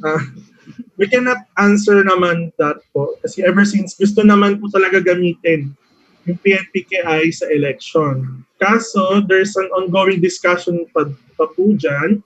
And then, as of now, I cannot answer po talaga dan. Basta po, DICT is always open naman po to help other agencies in terms of ICT naman po. Yun lang po yung nasasagot ko dyan. Thank you, sir. Engineer Lawrence. Welcome po. Para po kay Ma'am Angelica, galing po kay Gerald Estelia. Magandang hapon po. Question lang po, meron po ba tayong data kung paano po ma-prevent ang cyber attack, phishing, malware, etc. in numbers po per year? At saan po makikita namin? Maaari po ba? Salamat po para sa question na yun. In numbers or yung sa numbers po ng mga attacks, okay, pwede nyo pong i-visit ang insert.gov.ph. So, makikita nyo po dito yung mga average of reports received po per month. So, meron po ditong mga tally po like yung sa email or web phishing, record po ito, no? Average reports received po per month po siya. So, merong phishing, may 181, fake news, cyber attacks, hacking. Pwede nyo po siyang i-visit anytime. And meron din po ang PNP cybercrime na website po. Okay po. Ito naman po para kay Ma'am Maylene Kalayag. Siguro po kahit po sa inyong dalawa ni Engineer or Ma'am Angelica, tanong niya lang po, nag-hire din po kayo ng freelancer?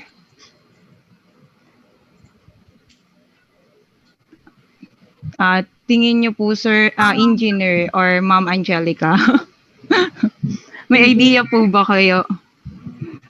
Actually po, ako wala. Hindi ko lang kay Ma'am Angelica. Opo. Yung freelancer daw po. Yes, pero we will confirm po. Then, nasa naman po yan. No? Pwede po namin i-send po sa inyo mamaya pag na-confirm po namin. Sige po. Okay po. Para naman po kay Engineer, galing po kay Raven Rojas. Ask ko lang po kay Ma'am Angelica rin po yata ito. Sorry. Okay. Ask ko lang po about sa phishing kanina. Bakit wala pong pakialam sila Gmail at Facebook kung phishing yung OTP or link para dagdag security na din po sana? Kasi po ginawa po yun or yung link po na sinesend nila, mabilis lang po kasi siyang i-publish. Meron po tayong mga free domain po na pwede ka pong gumawa ng isang link or ng isang webpage or ng isang website na pwede po nilang i-post po. Yun po yung ginagamit po nila. Para po siyang may subscription din. So meron po tayong mga free na domain po na ganun. Kaya nakakagawa po sila ng mga fake na website or ng mga fake na links. So, hindi naman po literal agad-agad na masusolusyonan po yan ng Google or what. Kasi once na meron pong nagreklamo or na-trace na cybercrime po sa official webpage na yan, tsaka lang po siya ita-track down or pwedeng i-report po literal sa Google or kung saan man. sila po mismo yung mag-take down po ng sites na yon. So parang freedom of ano din po yan ng like kung ako po, isa po akong web developer, pwede po muna akong gumawa ng mga testing na website or web page, pwede ko po siyang i-testing online. So gagamit po ako ng mga free domain to publish that website po. So yun po yung ginagamit usually ng mga cybercriminals. So pag binuksan niyo po yun, syempre po, literal na website po siya, pero hindi po siya officially published or hindi siya legit. Ayun po. Okay po.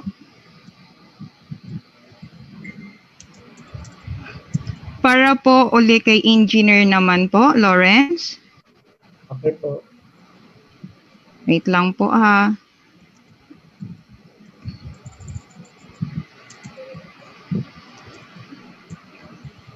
Ito po. Galing po kay Ma'am Ruth Carbonell. How is this digital signature different from DocuSign app used in international jurisdiction like UK and Spain?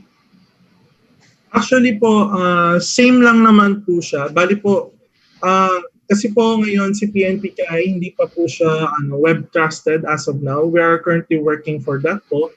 And then yun po, si DocuSign, isa na po siya sa mga pinaka well-trusted organization for document signing po. Same lang naman po yung services na ino-offer namin sa DocuSign. Yun nga lang po, yung mga digital certificates namin, kailangan po install yung certificate chain na tinatawag bago po ma-trust. Bali po kasi po, ina-acquire po namin and then we're currently working po para ma-recognize po si PNPKI globally po. Para makasali po siya sa tinatawag na sa Web Trust Accreditation po, yung tinatawag na yun po. Okay po. Thank you, Engineer Lawrence. Para po kay Ma'am Angelica. Galing po kay Haris Barakel. Paano po malalaman na may attempted attack sa local network? Opo. Hello? Parang hello, ma'am. Hello po. Okay po ba? Yes, ma'am. Dikit niyo lang po ng konti po. Yung katulad kanina po. Stable naman po yung audio niyo po. Hello? Nadidinig ko po kayo, ma'am. Hello? Hello, ma'am. Yes po. Local attempted network po, social attack networks, hello? Yes po, ma'am. Hello, ma'am? Yes po. Oh. Hindi tayo marinig. Hello? Ma'am, naririnig ko po kayo.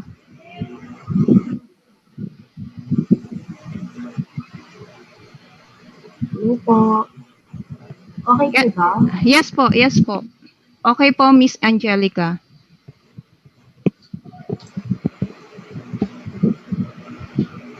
Hello po, ma'am. So, parang...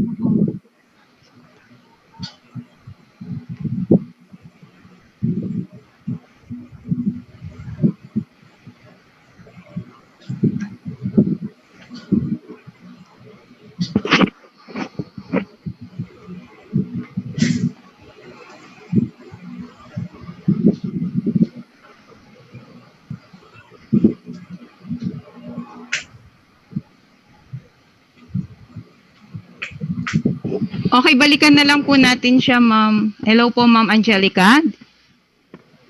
Wala audio.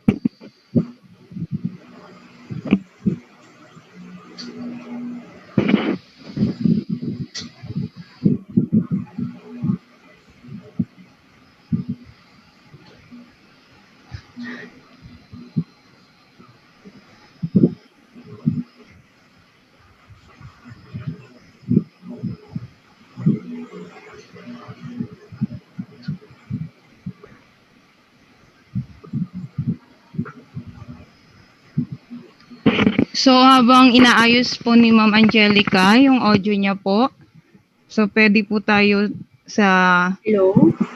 Ayun. Yes, Hello Ma'am. po. Yes po. Ako, pasensya na po.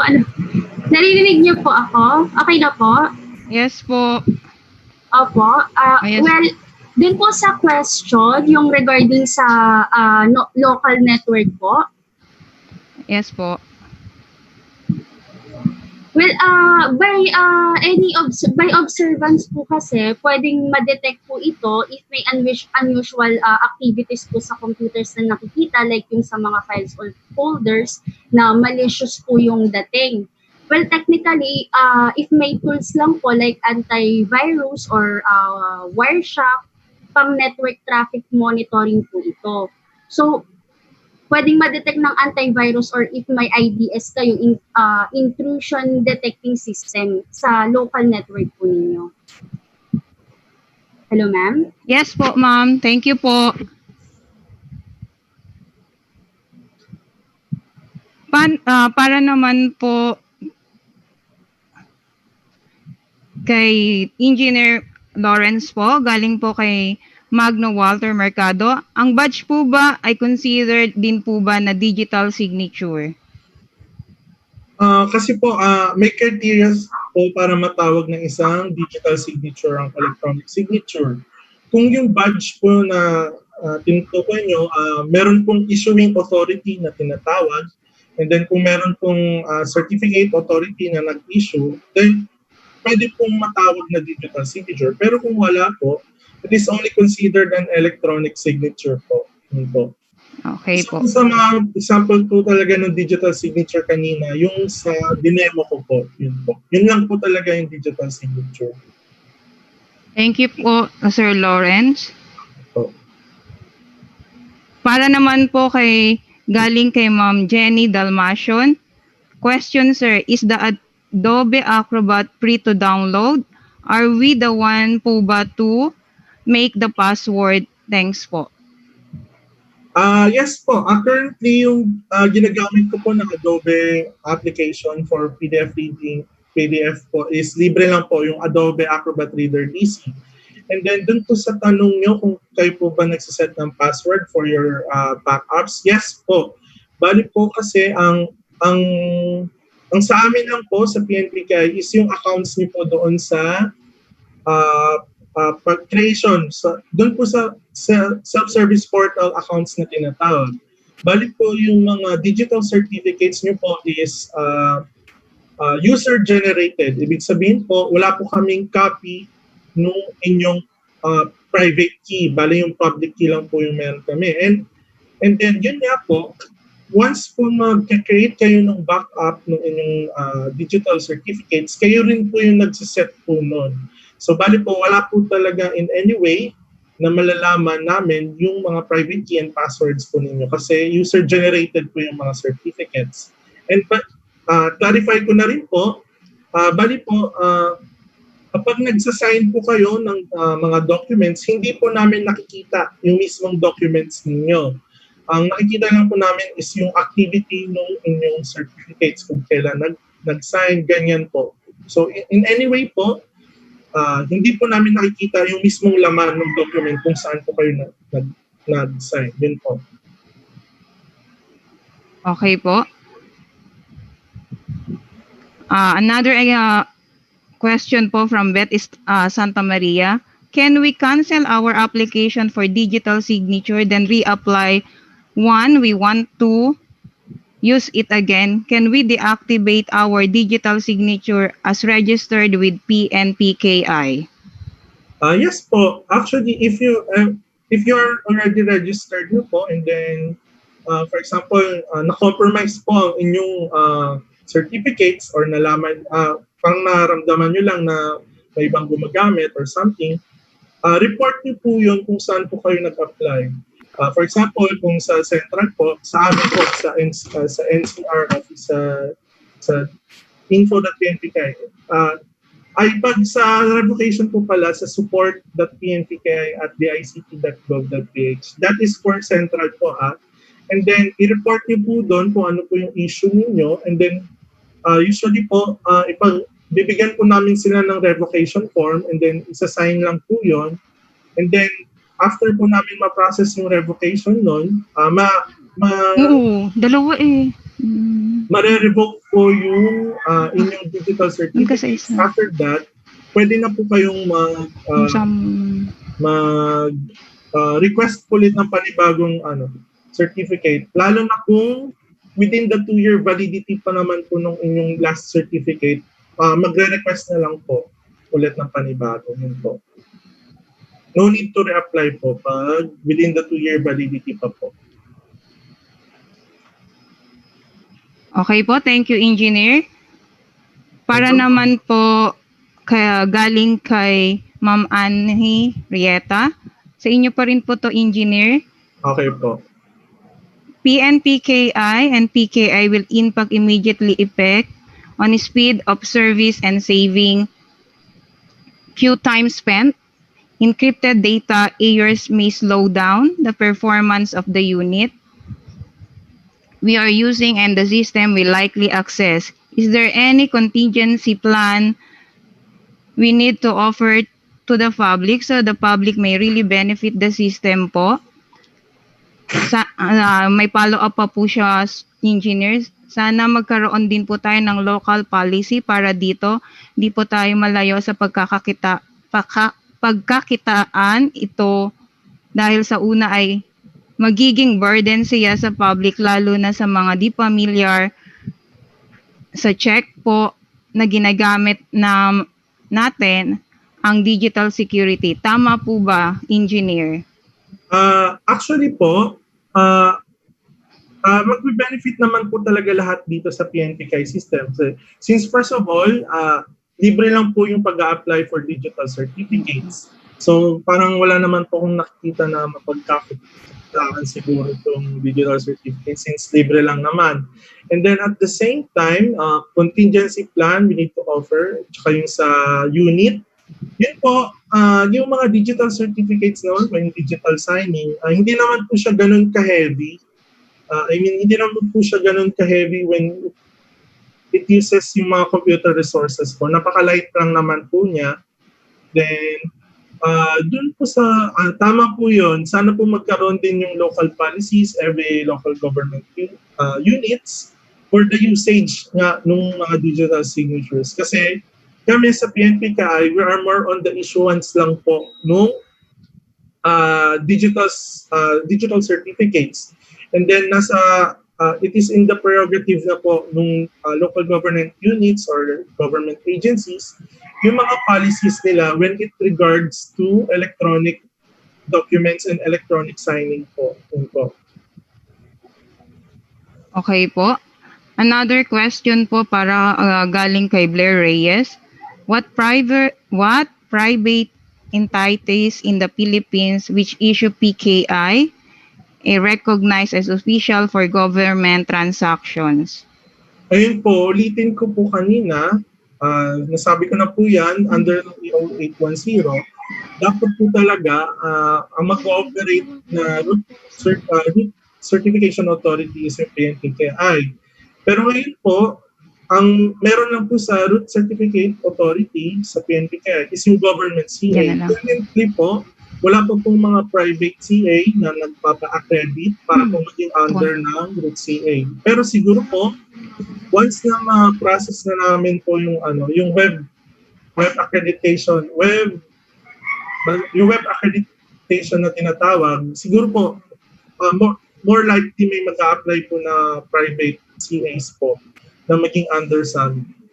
Yun lang din po yung isa sa mga hinihintay na maging web trust accredited po sa PNPKI.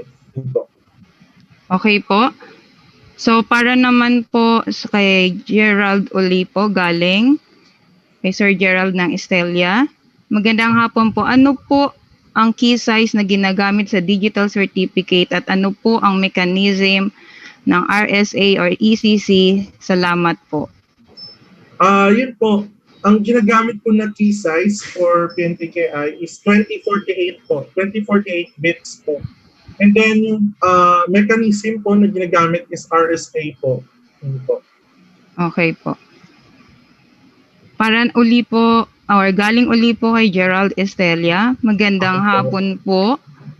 Kapag may nag-copy po ng certificate file mo po, consider na na-compromise na po ba iyon at ano po ang dapat gawin? Salamat po. Yun po, pag may nag-copy po ng inyong digital certificate file and then unfortunately, hindi niyo siya na-secure ng password, yun po, consider as compromise na rin po. Pero Okay na to, syempre, okay na to. yung digital certificate po mismo, yung act na pagka-copy, consider naman po talaga siya as compromise. What you can do po, you can apply po doon sa inyong local DICT na PNPKI unit ng revocation po. So bali po, mag-i-email lang po kayo kung ano po yung YouTube case nyo doon sa dahilan kung bakit po na-compromise. And then usually po, sisendan lang po kayo ng revocation form. I-fill up nyo lang po yun and then sisend nyo po sa email po. Yung signed revocation form po. Yun po.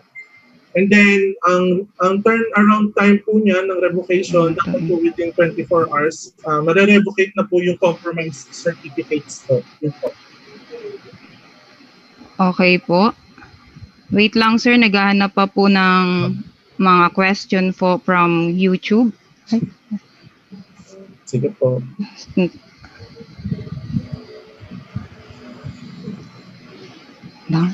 Wala na. Tapos na.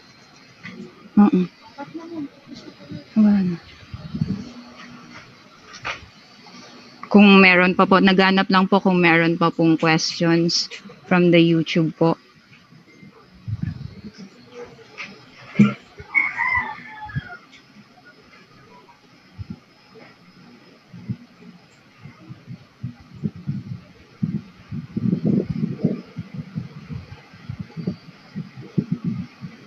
So far po, doon po sa copy ko po, lahat po ay nasabi ko na sa ating pong mga questions na naka-indicate po ngayon dito. So,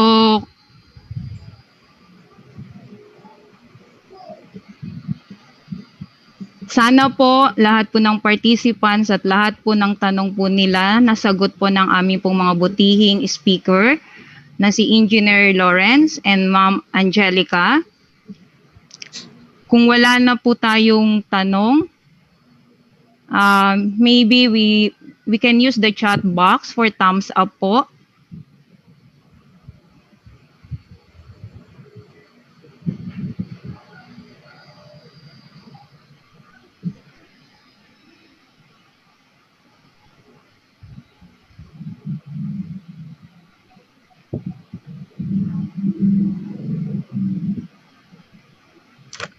Wait lang po natin po, baka po may mga pahabol pa po na questions po.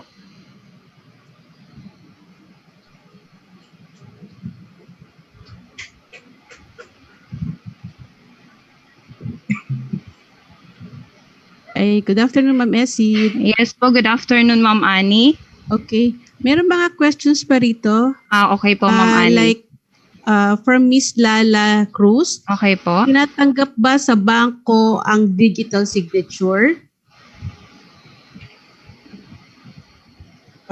Sa ngayon po, hindi pa ho ata. Kasi wala pa ho ata sa mga policies ng banks to accept digitally signed documents po. Pero with that po, not really sure po. Kasi po nakadepende po talaga yun sa relying parties kung tatanggapin po ba nila yung file. Pero sa ngayon po parang wala pa po nababalitaan. Okay, sir. Next question, sir, from Miss Kitty. Paano ko ma-ensure na hindi magamit ng ibang tao ang digital signature ko? Like sa office computer. For security po, may password ba ng paglalagay ng digital signature sa isang document? Yes po, yung mismong digital certificates po, you can set that po na protected by password. Kagaya po kanina, nung nag-digital signing po ako, yung aking digital certificate is protected by password po. So, Tsaka at the same time po, yun nga po, ulitin ko po, wala po kaming copy ng mga private key ninyo kasi user-generated po yung mga digital certificates from PNPKI. Yun po. Okay. So bali po, yun nga po, kayo po yung magsaset ng password po. Opo. Okay. Next question, sir. From Sonny Marie.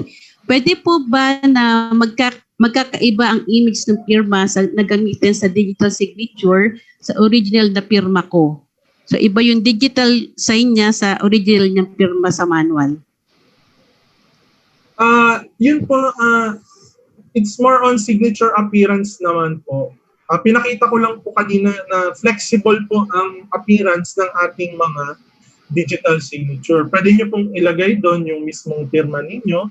Pwede nyo pong ilagay yung, may tinatawag tayo na shortcut na signature, yung mga pinaikling version ng signature natin. Pwede rin po yung initials lang, yung mga letter. All in all naman po, as long as it's digitally signed po, it is a digital signature in an essence po. Complicable po. And then may properties po na pwede nyo i-view kung sino yung nag-sign, sino yung nag-issue ng mga certificates. Yun po. Next question, sir, from Mr. June Mario Agustin. Paano ba ako gumamit ng PNPKI kahit wala ako internet connection? Pwede ba ako gumamit?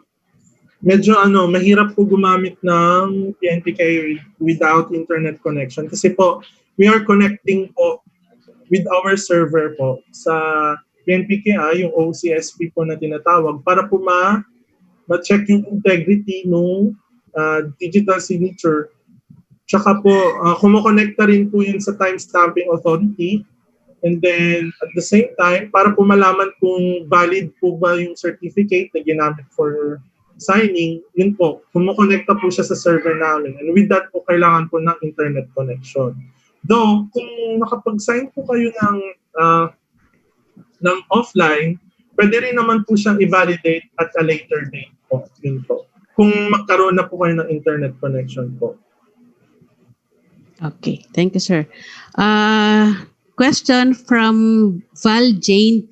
Nagbibigay ba ng technical support ang DICT para ma-install ang PNPKI lalo kung hindi maalam ang end user? Opo, we at PNPKI Central po, marami po kaming users na nag-request for assistance.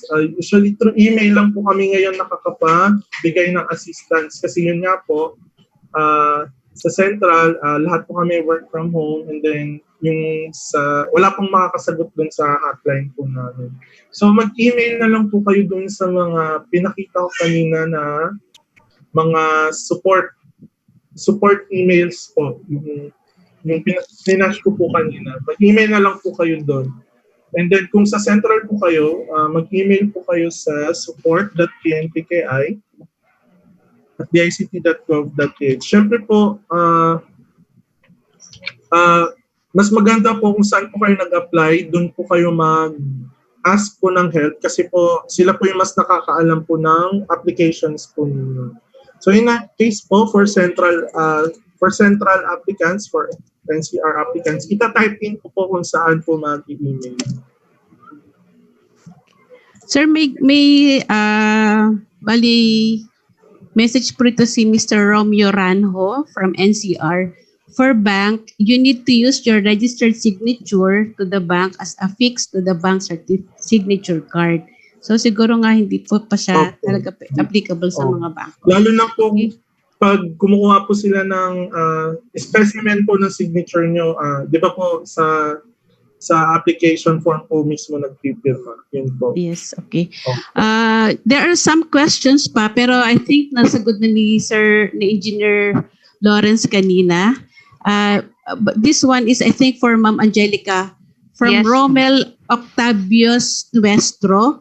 How effective is cybersecurity in relation with privacy of individuals when we use electronic documentation system? How effective is cybersecurity in relation with privacy of individuals when we use electronic documentation system?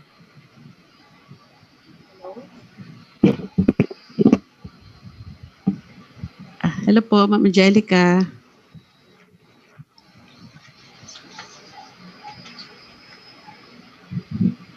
Hello, ma'am. Pwede pong pakiulit yung question. Okay, the question is, how effective is cybersecurity in relation with privacy of individuals when we use electronic documentation system?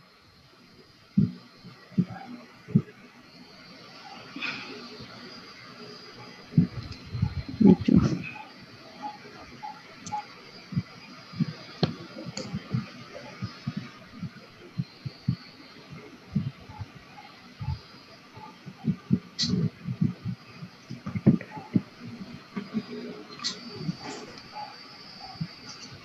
Ma'am Angel. Yan. Medyo nawala po ulit si Ma'am Angel. Sige po, ibato po natin itong ibang question.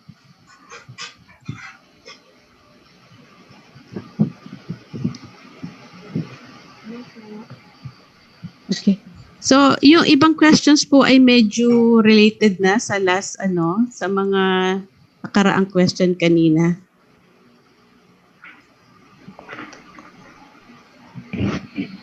Okay. Another question from Jimwell Laid. Ako po, tanong ko lang po, how to start a career in cybersecurity po? Any advice po and training to take or schools to enroll about it? Parang kay Ma'am Angel po ito. Paano daw po mag-start ng career sa cybersecurity?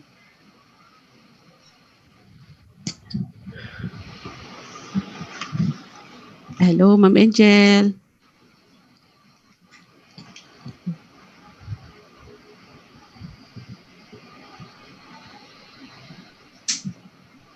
Ito po. From Sergean Carlo from SDO Imo City. Ano po certain requirements or specs na needed sa system units na i-installa ng PNPKI? Thank you. Actually po, any computers po, as long as kaya niyo pong installan ng mga sign-in applications like po. Yun po.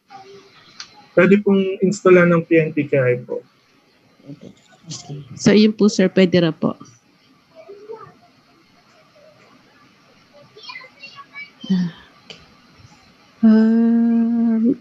Question from Mr. John Mark Fernandez. Pwede po bang mag-sign digitally ng certificate of participation but generated from an Excel file na ang output ay PDF? Tawag po dyan, parang mailing list po. Pwede po. Mail merge? Mail merge po. Pwede po.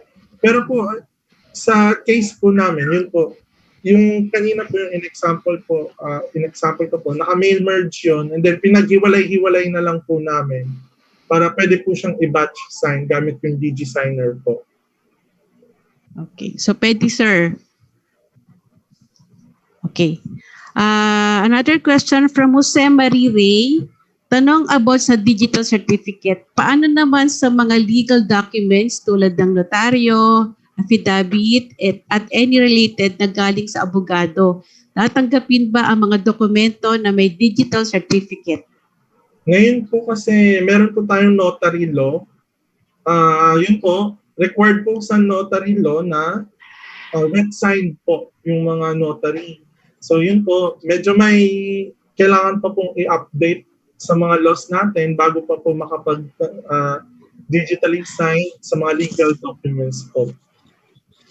So medyo doon po mismatch po doon sa mga laws din po natin. So sana na-update din po yung mga laws natin regarding that. Okay. Siguro dapat magkaroon ng masynchronize lahat ng mga program natin, di ba sir? Yes po, yes po. So I think we covered all the questions. Kung may mga pahabol questions po yung iba natin participants, you can email us para po ma-accommodate po yung mga questions nyo. And ibabato po namin sa DICT yung mga questions para po masagot nila. Okay. Thank you, Ma'am Annie. May pahabol pa yan dito. For Meron pa po. DPA, cybersecurity protects our personal data stored in cyber-based system. Security is a pillar in DPA. Information from Mr. Romeo Ranjo ng NCR. Okay. That's it. Okay. So, thumbs up na lang, Neng. Okay po. Okay po. So, again, sa lahat po ng ating participants, kung meron pong mga questions, pwede po nating gawin, i-email na lang po para po masagot po ng ating pong mga DICT team po. So, thank you very much po sa ating pong dalawang magagaling po na speaker, Engineer Lawrence and Miss Angelica Mindoro. Welcome po. Welcome din po. Before we proceed to the next part of our webinar, may I call Miss Annie Q. Tacazon, Assistant Department Head from the Provincial ICT Office, to present Certificate of Appreciation to Miss Maria Angelica Mindoro and Engineer John Lawrence L. Recto. Okay, good afternoon po sa ating lahat. Medyo overtime na po tayo. Pero maraming salamat po at nag-stay kayo kasama namin.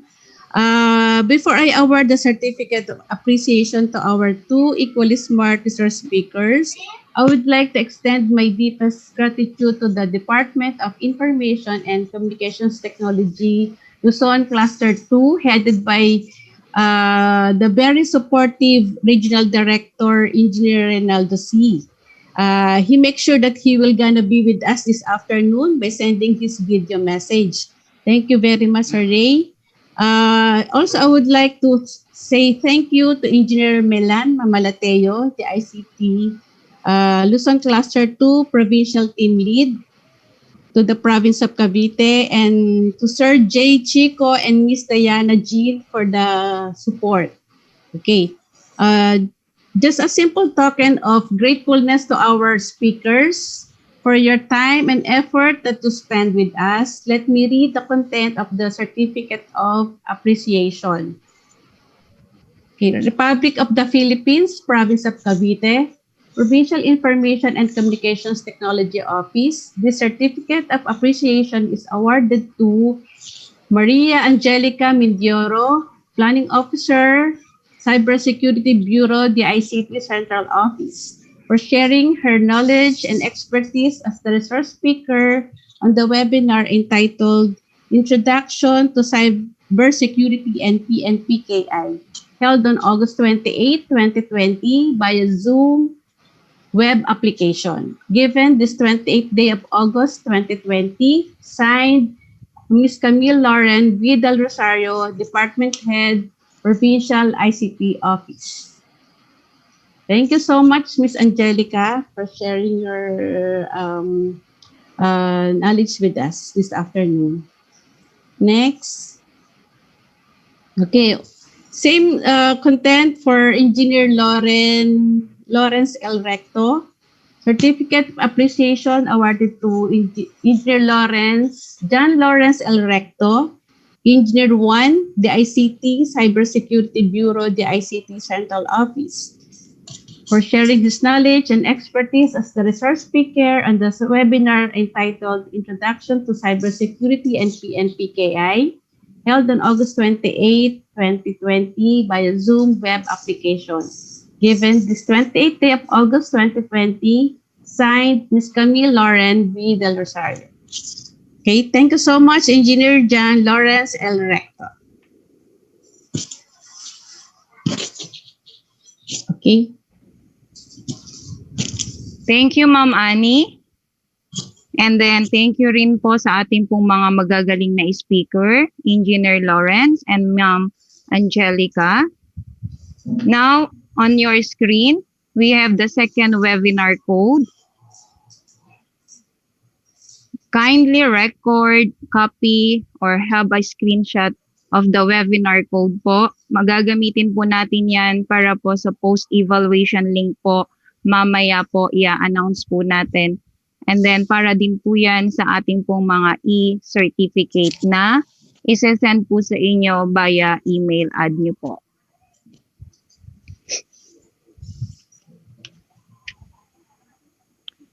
Okay, before we end our webinar, so meron po tayong post-evaluation and issuance of certificates. Reminder lang po ito.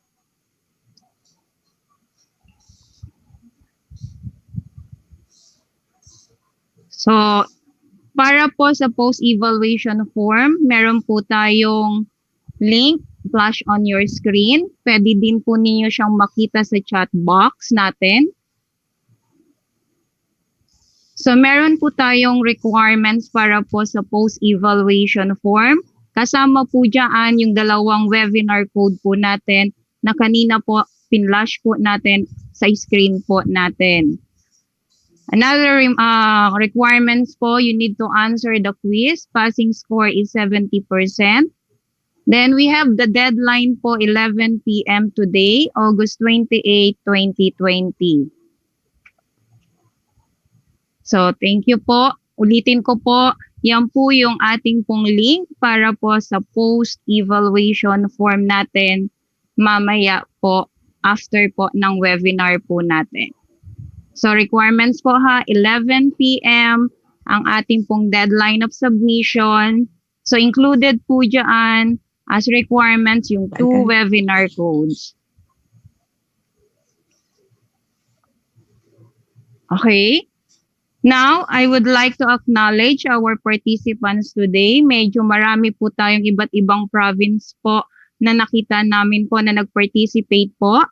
Meron po tayong mga taga Zamboanga, Bataan, Nueva Ecija, Rizal, Olongapo, Pampanga, Isabela, Antipolo, Manila, and other regions pa po na nag-participate po sa ating pong webinar.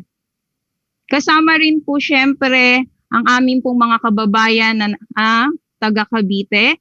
Sa inyo pong lahat na umaten ngayong araw po na ito, maraming salamat po. So meron po tayo ngayong naka-plus po sa ating screen.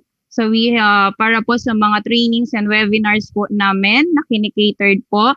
You can follow us po sa official page po namin sa Provincial Government of Cavite, Picto Education and Training Division / Cavite Computer Center, Department of Information and Communications Technology, Luzon Cluster 2 at DICT.LC2,